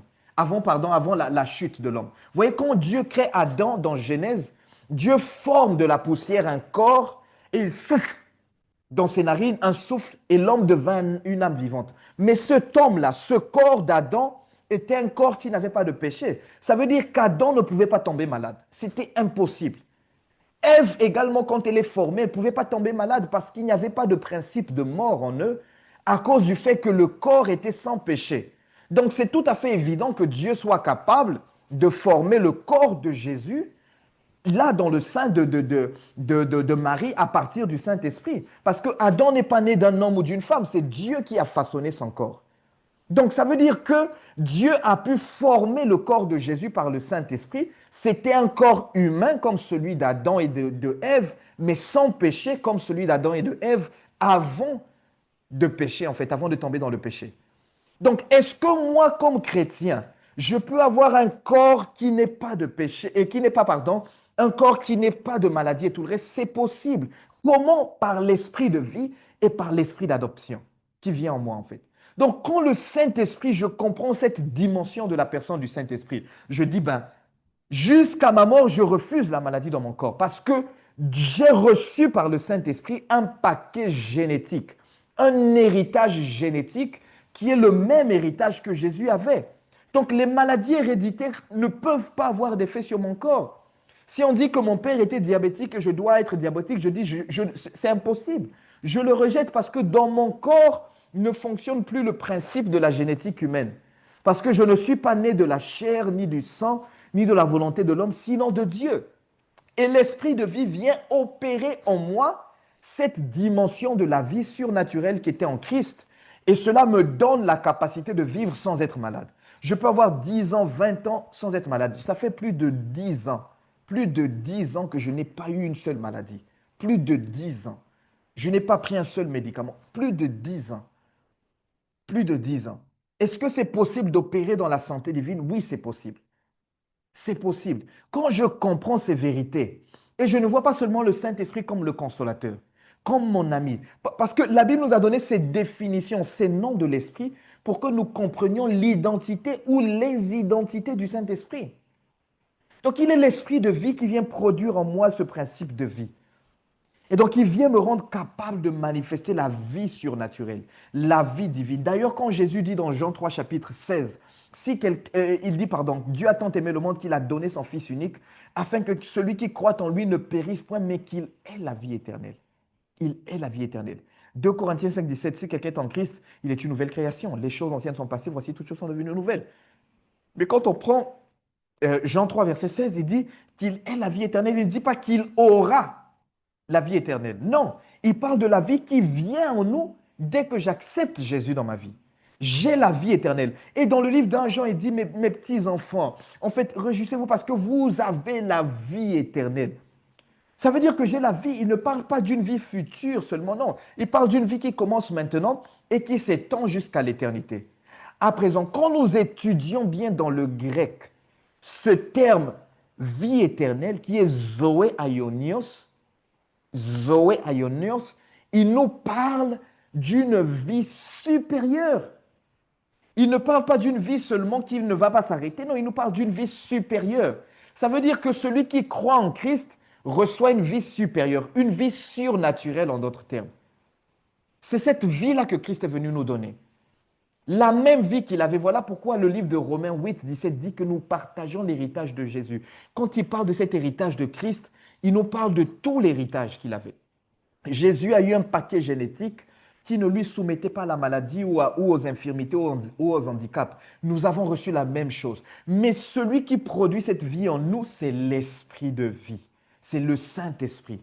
Donc, il n'est pas seulement Saint-Esprit pour manifester l'onction. Il n'est pas seulement Saint-Esprit pour manifester la puissance pour guérir. Il n'est pas seulement Saint-Esprit pour manifester la partie du consolateur. Il n'est pas seulement Saint-Esprit pour nous enseigner. Il est également Saint-Esprit pour manifester notre identité en Christ. Et il est Saint-Esprit pour manifester la vie divine en nous. Il est aussi Saint-Esprit pour manifester la vie divine. Cette vie éternelle, cette vie Zoé Aionios, dont Jésus a parlé dans Jean 3, verset 16, cette vie surnaturelle, cette vie supérieure, c'est le Saint-Esprit qui l'a produit en nous.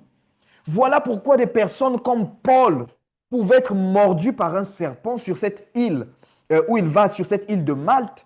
La Bible dit que les gens de l'île, en fait, étaient en train d'attendre. Ils disaient, cet homme est sûrement un assassin, c'est sûrement un meurtrier, c'est sûrement un pécheur.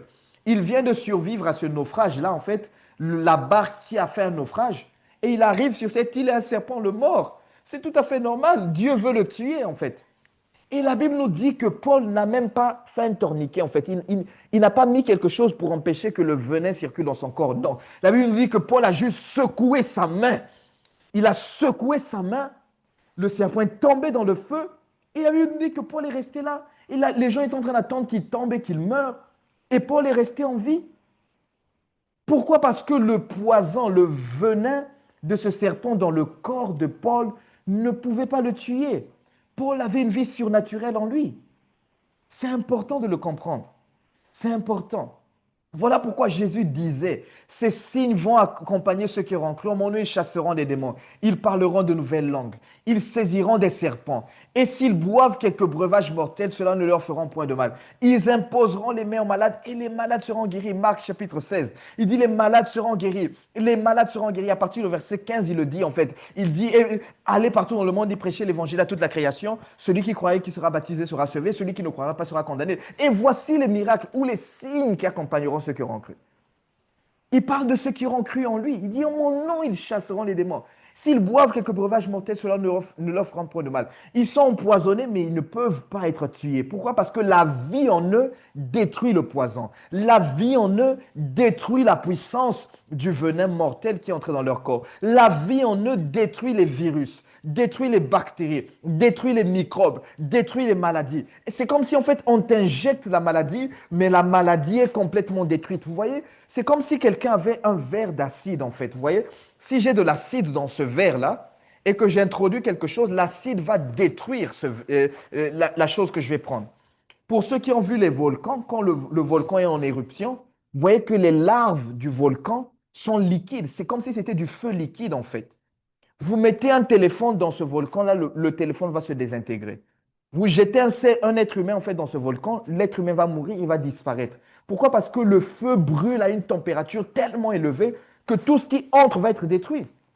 Donc c'est la même chose. Cette vie que j'ai reçue par le Saint-Esprit en moi détruit l'effet de la maladie, détruit. Donc quand je suis confronté à la maladie, je dis au nom de Jésus, par les meurtrissures de Christ, je suis guéri. Mais en même temps, la Bible me dit que l'esprit de vie vit en moi. Oh, la mort n'a aucun effet sur moi. La mort n'a aucun pouvoir sur moi. Je ne reçois aucune maladie héréditaire parce que l'esprit d'adoption est en moi.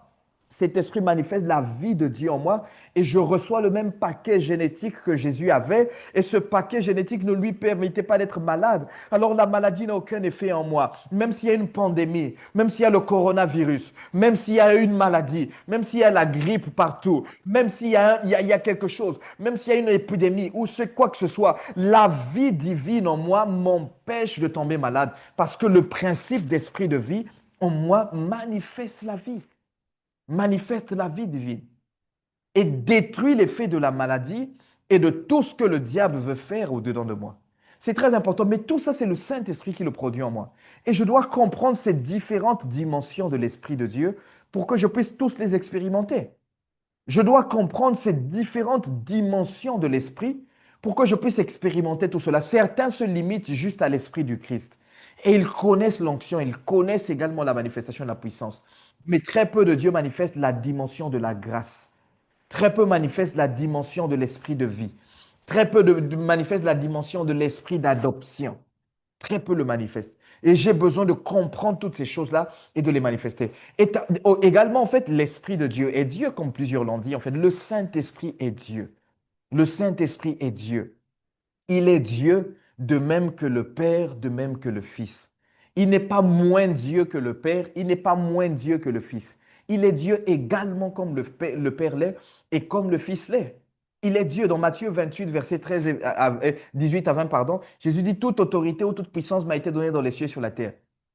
Allez et faites de toutes les nations des disciples, les baptisant au nom du Père, du Fils, il dit au nom du Père et du Fils et du Saint-Esprit. Et enseignez-leur à observer tout ce que je vous ai prescrit. Voici, je suis avec vous tous les jours jusqu'à la fin du monde. Mais quand on étudie le passage, il dit au nom du Père et du Fils et du Saint-Esprit. Il dit au nom, un seul nom. Vous voyez, il parle d'un seul nom.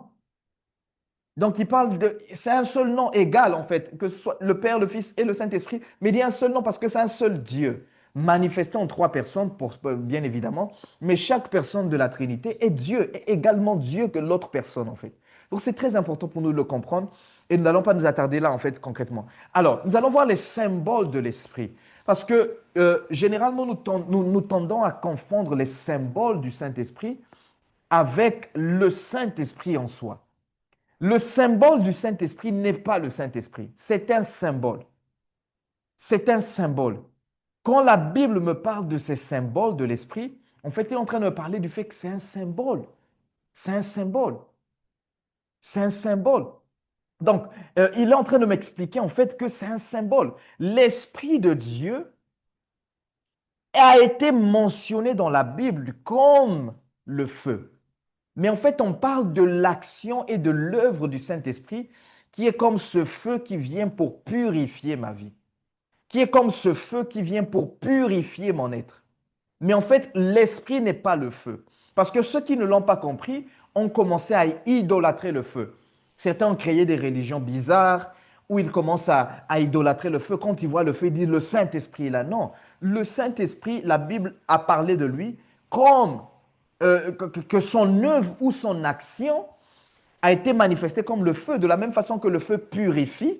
Parce qu'aujourd'hui, en fait, quand on fait la purification des métaux précieux, on utilise le feu, en fait. On fait passer, par exemple, lorsque les gens font, par exemple, en République démocratique du Congo, où il y a cette exploitation, en fait, des minéraux, en fait, et puis de différents métaux. Généralement, en fait, ces métaux-là sont recouverts d'impuretés. Et donc, dans le principe ou dans le processus de purification de ces métaux, qu'est-ce qu'on fait? On les fait passer par le feu à différentes températures. Et pendant qu'on les fait passer, si c'est par exemple une mine d'or en fait qu'on a découverte, et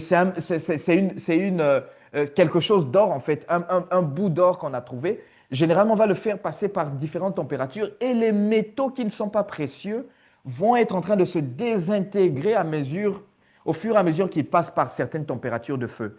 Et généralement va rester l'or, parce que l'or a une température d'ébullition beaucoup plus élevée que le fer, que le bronze, ou quoi que ce soit en fait, par exemple. Donc en fait, généralement, ce qu'on fait, c'est qu'on fait passer par le feu. Et donc le feu, selon les températures, va purifier cet or, c'est-à-dire va retirer les impuretés. Et donc quand on parle du Saint-Esprit comme ce feu du fondeur, quand on parle de ce baptême de feu, on parle simplement du fait que la présence du Saint-Esprit, quand elle vient sur nous, elle vient nous purifier, elle vient nous sanctifier. Elle vient manifester une dimension spirituelle qui vient nous rendre purs et saints pour Dieu. C'est juste cela. Ce n'est pas pour dire que le Saint-Esprit, c'est le feu. Le Saint-Esprit vient nous purifier comme purifie le feu. Il vient nous sanctifier comme le feu nous sanctifie. D'autre part, Jésus parle de l'Esprit. Il parle comme le vent, en fait. Il parle de la même façon que le vent circule. On ne sait pas d'où il vient ni où il va, mais on ne peut pas nier ses effets. Il dit de la même façon l'Esprit aussi. Celui qui naît de l'Esprit est comme ça. Mais en fait, Jésus ne nous disait pas que le Saint-Esprit, c'est le vent. Pour que quand je sens le vent, je dis le Saint-Esprit est là. Et si je ne sens pas le vent, le Saint-Esprit n'est pas là. Non. Dans le jour de la Pentecôte, quand il vient, en fait, on dit que il y a eu un bruit, comme celui d'un vent impétueux. Il dit que la salle était remplie du Saint-Esprit. Et il y avait des flammes de feu sur chacun d'entre eux, ils étaient remplis du Saint-Esprit. Mais en fait, il ne nous dit pas que le Saint-Esprit, c'est le vent. C'est très important. Ce sont des symboles. Ça veut dire quoi? Ça veut simplement dire que quand l'Esprit se manifeste, parfois nous ne le voyons pas, mais les effets de sa manifestation ne peuvent pas être niés.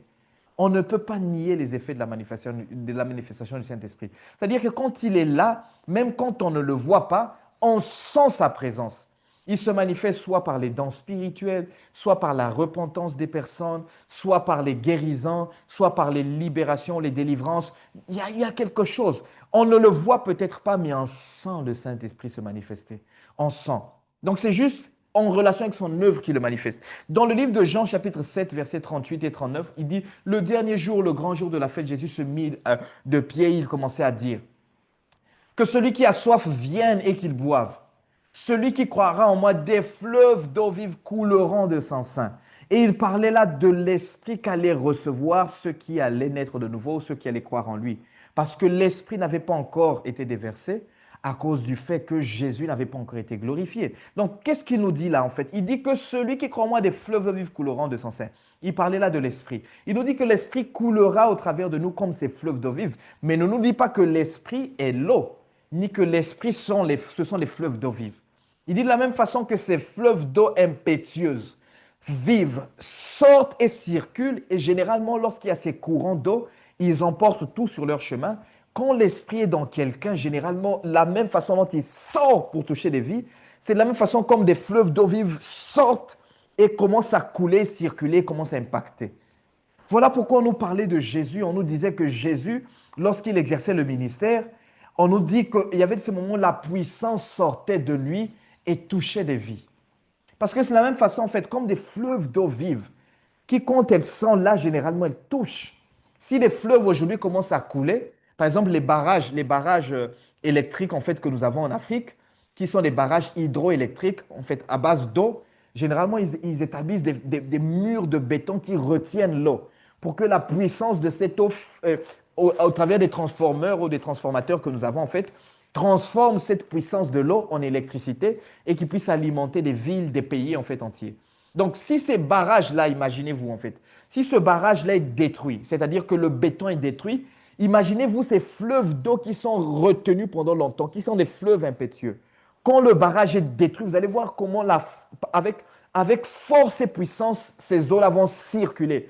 Et s'il y a des gens de l'autre côté, ces fleuves d'eau vive vont circuler comme un tsunami qui vont les emporter. Donc, quelqu'un qui est rempli du Saint-Esprit, lorsque le Saint-Esprit commence à prendre plus de prépondérance en lui, sa manifestation dans la vie à travers de cette personne-là, en fait, se manifeste de la même façon. C'est-à-dire comme des fleuves d'eau vive qui circulent et qui commencent à embraser tout sur leur chemin. Voilà pourquoi nous voyons que dans les croisades, par exemple, des hommes de Dieu commencent à lever les mains et dire recevez. Et il y a comme une vague de puissance qui touche ces personnes-là et tout le monde commence à tomber en fait sous la puissance du Saint-Esprit. Jésus parlait de ces fleuves d'eau vive qui allaient couler. Parce que quand les fleuves d'eau vive coulent, ce qui est sur le passage est emporté comme un tsunami qui emporte tout sur son passage. Et le Saint-Esprit se manifeste. Parfois de cette façon-là, en fait, où c'est des fleuves d'eau vive, mais spirituellement parlant, en fait, c'est le Saint-Esprit qui se manifeste et qui touche des vies. Et parfois, c'est un stade où il y a des milliers de personnes, et c'est des milliers de personnes qui tombent sous la puissance du Saint-Esprit. C'est des milliers de personnes qui sont emportées. Ces vagues du Saint-Esprit emportent ces personnes-là, en fait, par la puissance du Saint-Esprit. Mais le Saint-Esprit n'est pas l'eau. C'est juste comment il va se manifester. Le Seigneur parlait des symboles dans sa Bible. Et en Éphésiens chapitre 1, verset 13, il parle du Saint-Esprit comme ce sceau. Il n'est pas le sceau en soi, mais il est comme la garantie de notre salut.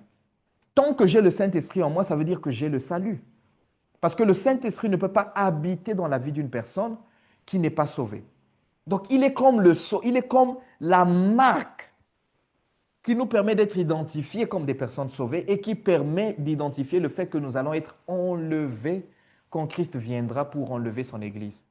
Donc, tant que le Saint-Esprit en moi, il est comme cette garantie. Voilà pourquoi l'apôtre Paul utilise une analogie pour parler du fait qu'il est comme un sceau. Il est comme un sceau. Il est comme un sceau sur ma vie, en fait. Comme un sceau. Comme une marque sur ma vie qui me montre que je suis sauvé et qui garantit, en fait, le salut que j'ai reçu de la part du Seigneur. C'est basiquement cela. Et ensuite, on parle de lui comme une onction, en fait. Dans d'autres versions, on parle d'huile, mais comme une onction. Mais le Saint-Esprit n'est pas l'huile. Pourquoi je ne confonde pas cette huile d'olive-là que j'utilise pour oindre les personnes comme si c'était le Saint-Esprit? Parce qu'il y a des personnes qui l'ont fait.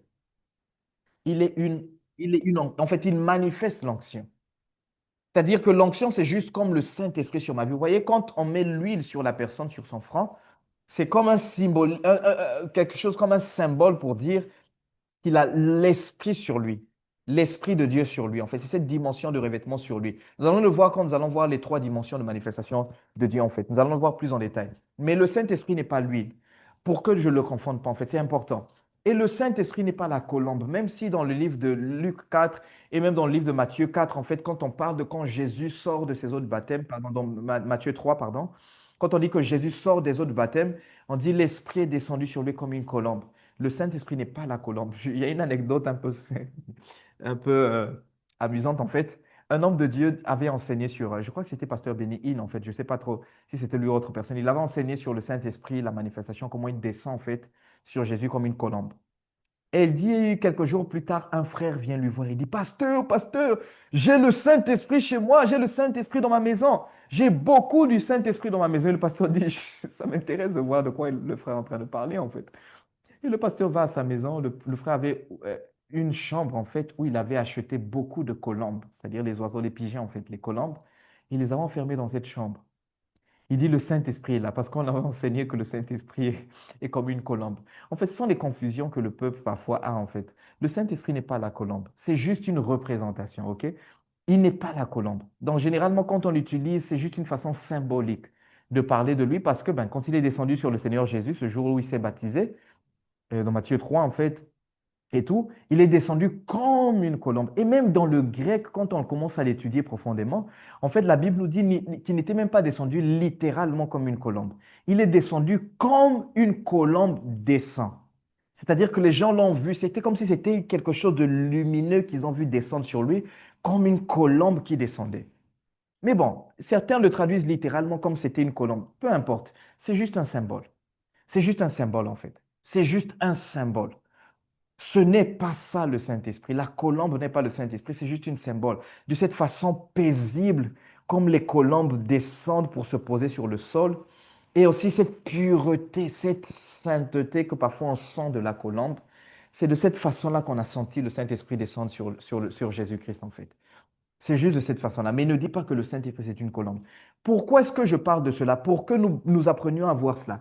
Et outre cela, en fait, ce que nous avons vu, tous les symboles que Dieu nous donne du Saint-Esprit, nous devons faire très attention.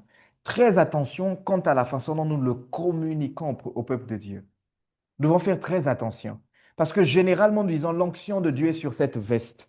Et je vais utiliser la veste, je vais prier pour les personnes. Je dois faire comprendre aux gens que le Saint-Esprit n'est pas la veste. Parce que sinon, les gens vont adorer la veste et ils ne vont pas adorer Dieu. C'est important. Il y a des églises où les gens disent, le fauteuil là, c'est le fauteuil de Dieu, c'est le fauteuil du Saint-Esprit. C'est la révélation que Dieu les a donnée, on ne peut pas nier cela. Mais attention à comment vous enseignez cela, à comment on enseigne cela à Dieu. Si c'est un symbole, je dois faire comprendre au peuple de Dieu, c'est un symbole. Ça ne veut pas dire que le fauteuil, c'est Dieu. Parce qu'il y a des gens qui vont venir se prosterner devant le fauteuil, il y a des personnes qui vont venir adorer le fauteuil, et l'idolâtrie va entrer dans l'Église à partir de cela, en fait. Donc, tous les symboles que Dieu utilise, en fait, dans notre ministère pour manifester des miracles, je dois faire attention. Il y a des moments où ça peut être un mouchoir, ça peut être quelque chose d'autre. Ce n'est pas un péché, hein, parce que dans le livre d'Actes des Apôtres, la parole de Dieu le dit clairement. La parole de Dieu le dit clairement. Dans Actes chapitre 19, la parole de Dieu nous dit que les gens utilisaient des pochettes ou bien des parties du vêtement de l'apôtre Paul et ils partaient poser sur les malades. Et les malades étaient guéris et les démons sortaient des corps. Donc c'est biblique en fait, c'est biblique ça. C'est totalement biblique. La femme à la perte du sang a touché le manteau de Jésus et elle était guérie, le bord de son vêtement, en fait, le bord de son manteau, elle était guérie. Donc, ça veut dire que l'onction que je porte, nous allons le voir, nous allons le voir quand nous allons voir l'onction, la session sur l'onction. L'onction que je porte se communique sur ce que j'ai. Parfois sur mes vêtements, parfois sur tout ce que le Seigneur m'a donné. Cette onction se communique. Ça veut dire que parfois, je peux m'asseoir sur une chaise et je me lève et quelqu'un vient s'asseoir sur cette chaise-là et la personne est guérie. Nous allons le voir quand nous allons voir l'onction. Vous allez voir que c'est tellement puissant, c'est tellement, tellement, tellement puissant ça en fait. C'est vraiment puissant. Mais en fait, le point, c'est que les gens doivent comprendre que l'onction, la puissance, l'huile, le sceau, l'eau, le vent, le feu, la colombe, ou toutes ces choses-là, en fait, ne sont pas le Saint-Esprit.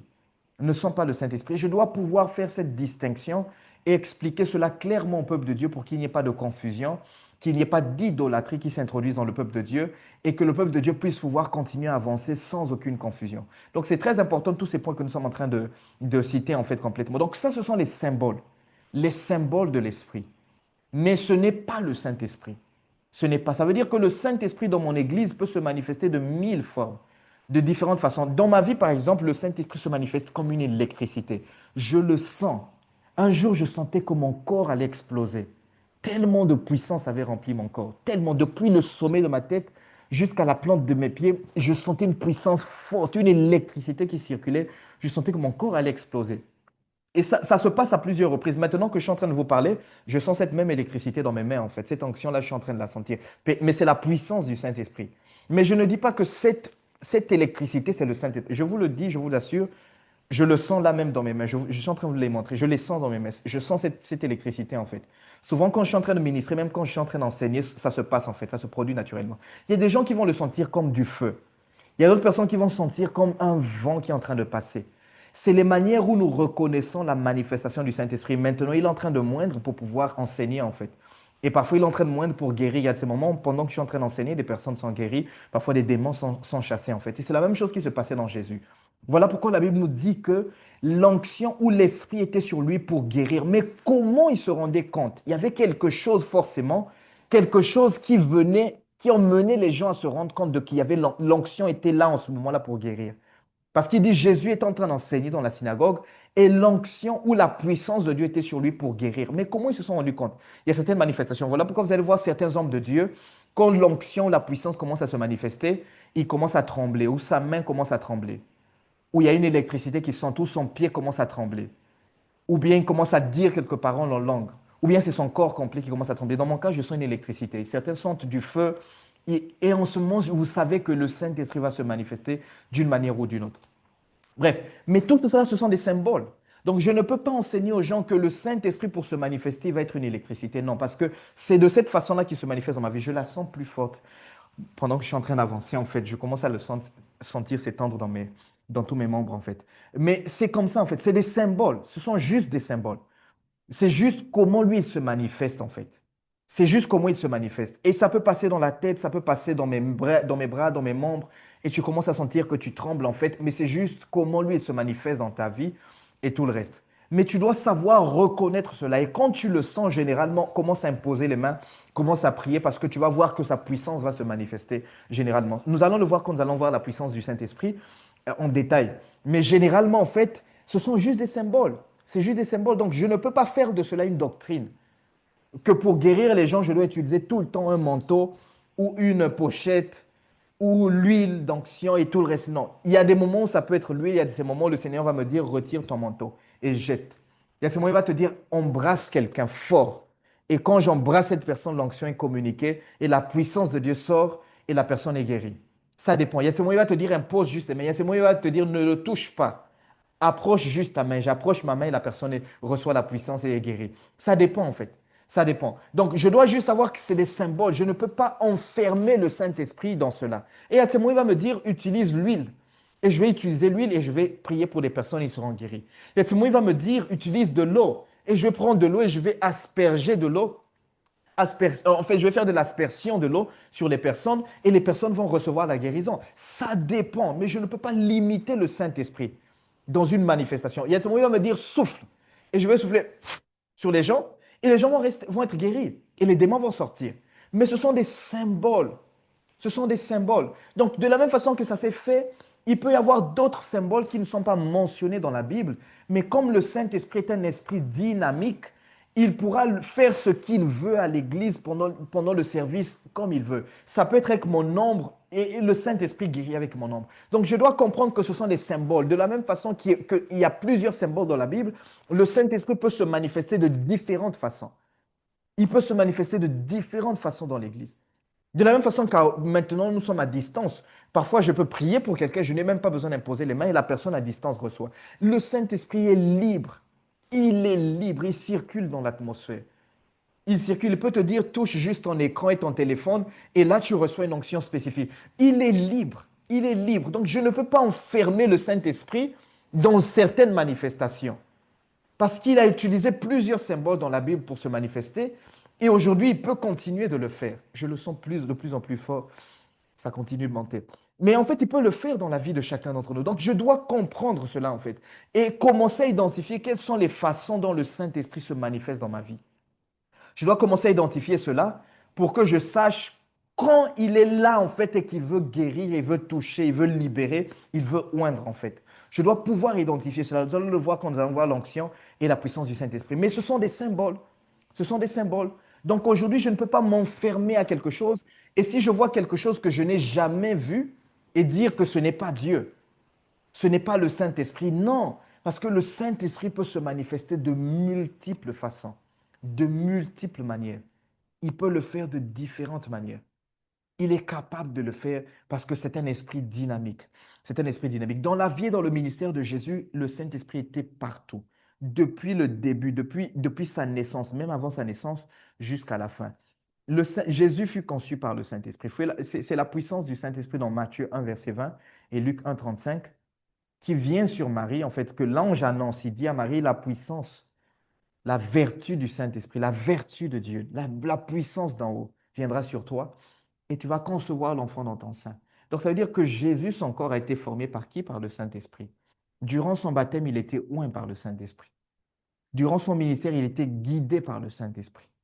partout. La parole de Dieu nous dit même qu'à la croix, il était crucifié, il était offert par l'Esprit éternel.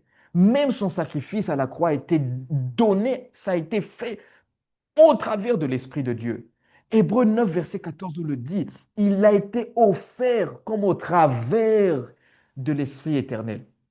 Il a été ressuscité des morts par le Saint-Esprit. La parole de Dieu nous dit dans Romains 8, verset 11. Si l'Esprit de celui qui a ressuscité Jésus d'entre les morts habite en vous, l'Esprit ou celui qui a ressuscité Jésus d'entre les morts donnera de la vie à vos corps mortels. Il dit, il donnera de la vie à vos corps mortels. Parce que c'est un esprit dynamique, c'est un esprit de vie. Donc, c'est lui qui a ressuscité Jésus. Jésus n'est pas sorti du tombeau par lui-même. C'est l'esprit de vie qui est venu redonner de la vie à son corps. C'est très important cela.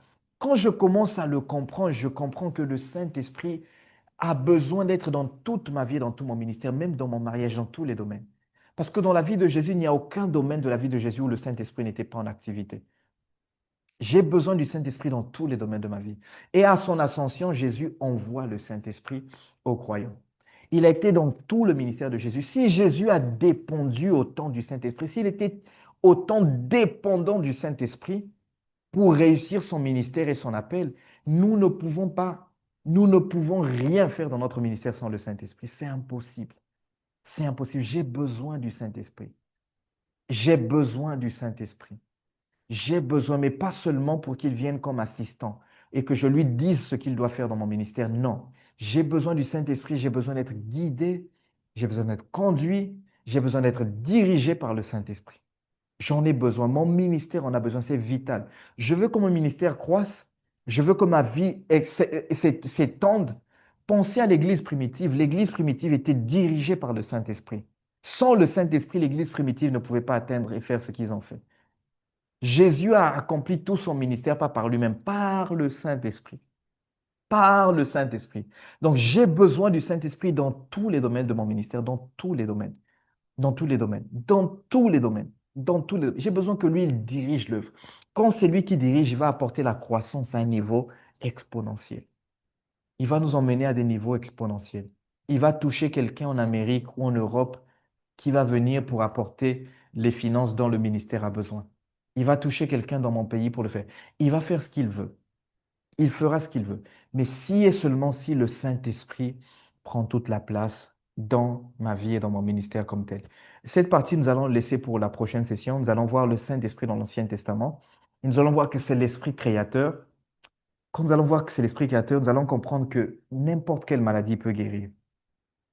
Même quelqu'un qui est aveugle de naissance, parce que l'esprit crée ces cellules-là, en fait, dans son corps et dans ses yeux, en fait, spécifiquement. Nous allons voir que c'est un esprit dynamique, c'est un esprit en mouvement et c'est un esprit régénérateur. C'est ce que nous allons voir la prochaine session par la grâce de Dieu. Donc, comme devoir, vous allez répondre à cette question, en fait, en vous appuyant sur les passages bibliques. Pour vous, qui est le Saint-Esprit?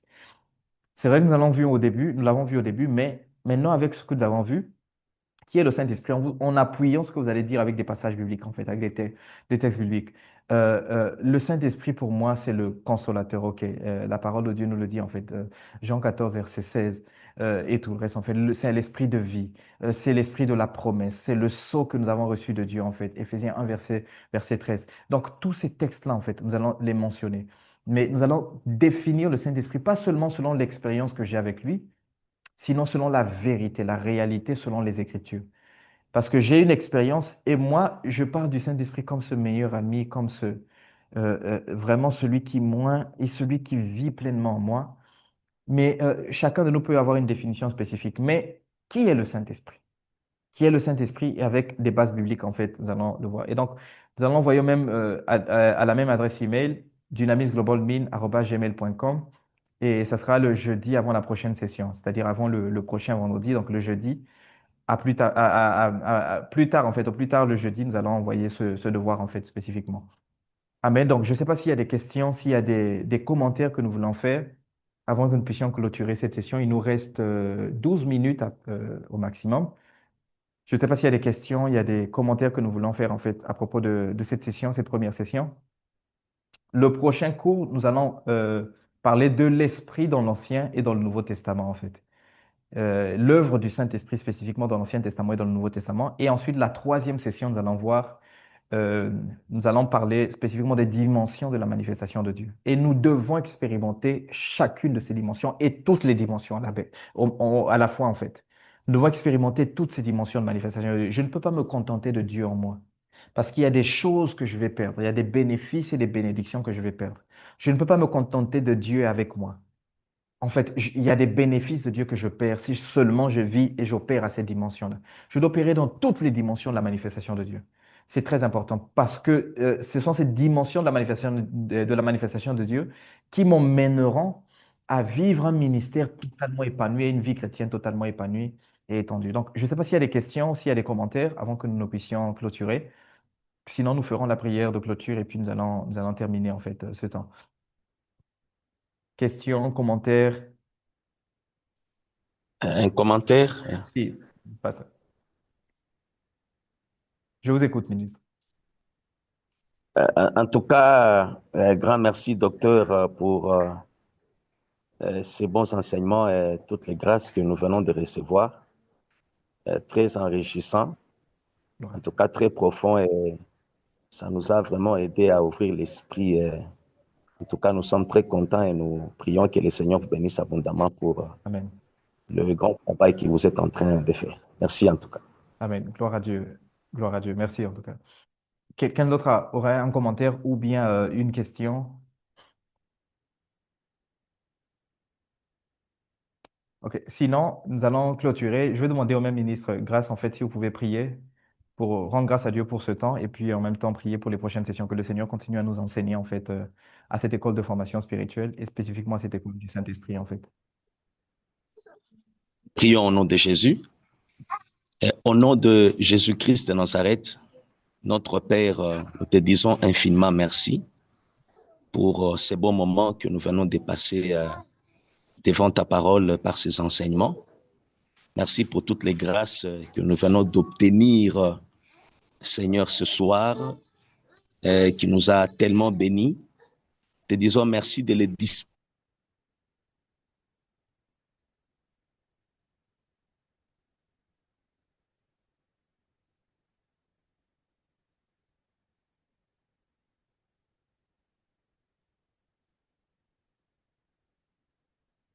Apparemment, il y a un problème avec le micro, le dispositif. Peut-être l'Internet. Pour nous. Voilà, nous venons de encore long, afin que ta grâce aide, afin que nous puissions être de partout où il est.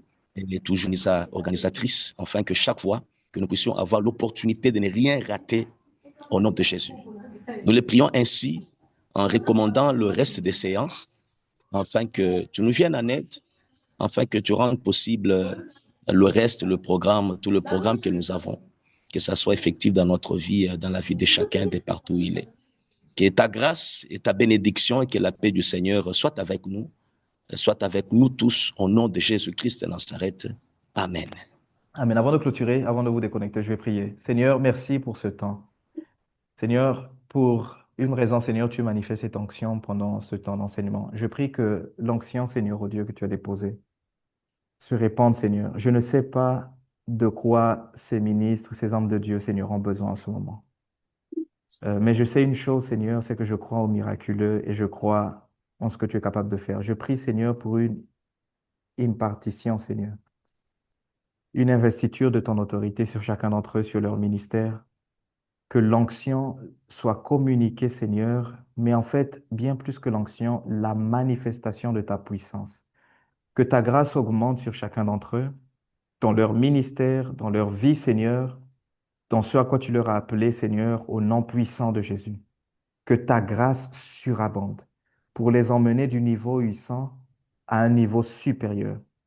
Que ta grâce pour opérer des miracles, des signes et des prodiges se manifeste. Dans ces mains, Seigneur, ô Dieu Père, qu'ils ont, dans ces deux mains, tu déposes ta puissance, tu déposes, Seigneur, ton onction, tu déposes ta vie, Seigneur, par le Saint-Esprit. Et merci, Seigneur, ô Dieu, de ce que l'onction, ta puissance leur est communiquée, Seigneur, pour opérer à une dimension, Seigneur, supérieure, à une dimension plus grande, Seigneur, ô Dieu, dans leur ministère et dans leur vie, au nom puissant de Jésus. J'active, Seigneur, les autres dons qu'ils ont et qui n'ont pas encore été activés ni manifestés ici, Seigneur. J'active, Seigneur, au nom de Jésus, le don de parole de science, parole de connaissance, Seigneur, oh Dieu, parole de sagesse, la prophétie, Seigneur, et tous les autres dons, Seigneur, Père, pour qu'ils puissent pouvoir opérer dans le surnaturel, dans les miracles, les dons de guérison, Seigneur, pour guérir les malades, Seigneur, oh Dieu, et tous les dons multiples de ton esprit, Seigneur. Et alors que nous sommes dans ce processus de l'école du Saint-Esprit, que ton esprit puisse oindre, Seigneur, chacun de ces ministres et manifeste, Seigneur, oh Dieu, sa puissance à une dimension supérieure dans le nom puissant de Jésus et qu'il y ait une expansion dans leur ministère. Je prie que cette semaine, cette fin de semaine, dans les cultes, Seigneur, qu'ils auront, qu'il y ait des miracles, qu'il y ait des prodiges, qu'il y ait des signes, et tout au long de la semaine prochaine également, Seigneur, oh Dieu, qu'il y ait des témoignages à la gloire de ton saint nom, Seigneur. Que les dimensions spirituelles leur soient ouvertes pour qu'ils voient clairement dans leur esprit, Seigneur, les choses et qu'il y ait des révélations surnaturelles qu'ils reçoivent, Seigneur, en ton nom, par ton Esprit Saint qui vit en eux, Seigneur.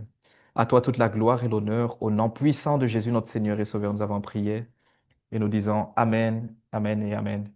Amen. Que le Seigneur vous bénisse abondamment. Nous nous voyons par la grâce de Dieu à la prochaine session de cours qui sera le prochain vendredi à cette école du Saint-Esprit, en fait. Et les mercredis, pardon, nous continuons avec le cours de guerre spirituelle, l'école du ministère, en fait. Que le Seigneur vous bénisse abondamment. Nous nous voyons à la prochaine session. Si vous voulez ouvrir vos micros également pour saluer, vous êtes bienvenus et que Dieu vous bénisse abondamment. Merci, merci abondamment. Merci, docteur. Merci à la grande équipe. Amen. Que Dieu vous bénisse abondamment. Merci, merci. Que Dieu vous bénisse. Amen.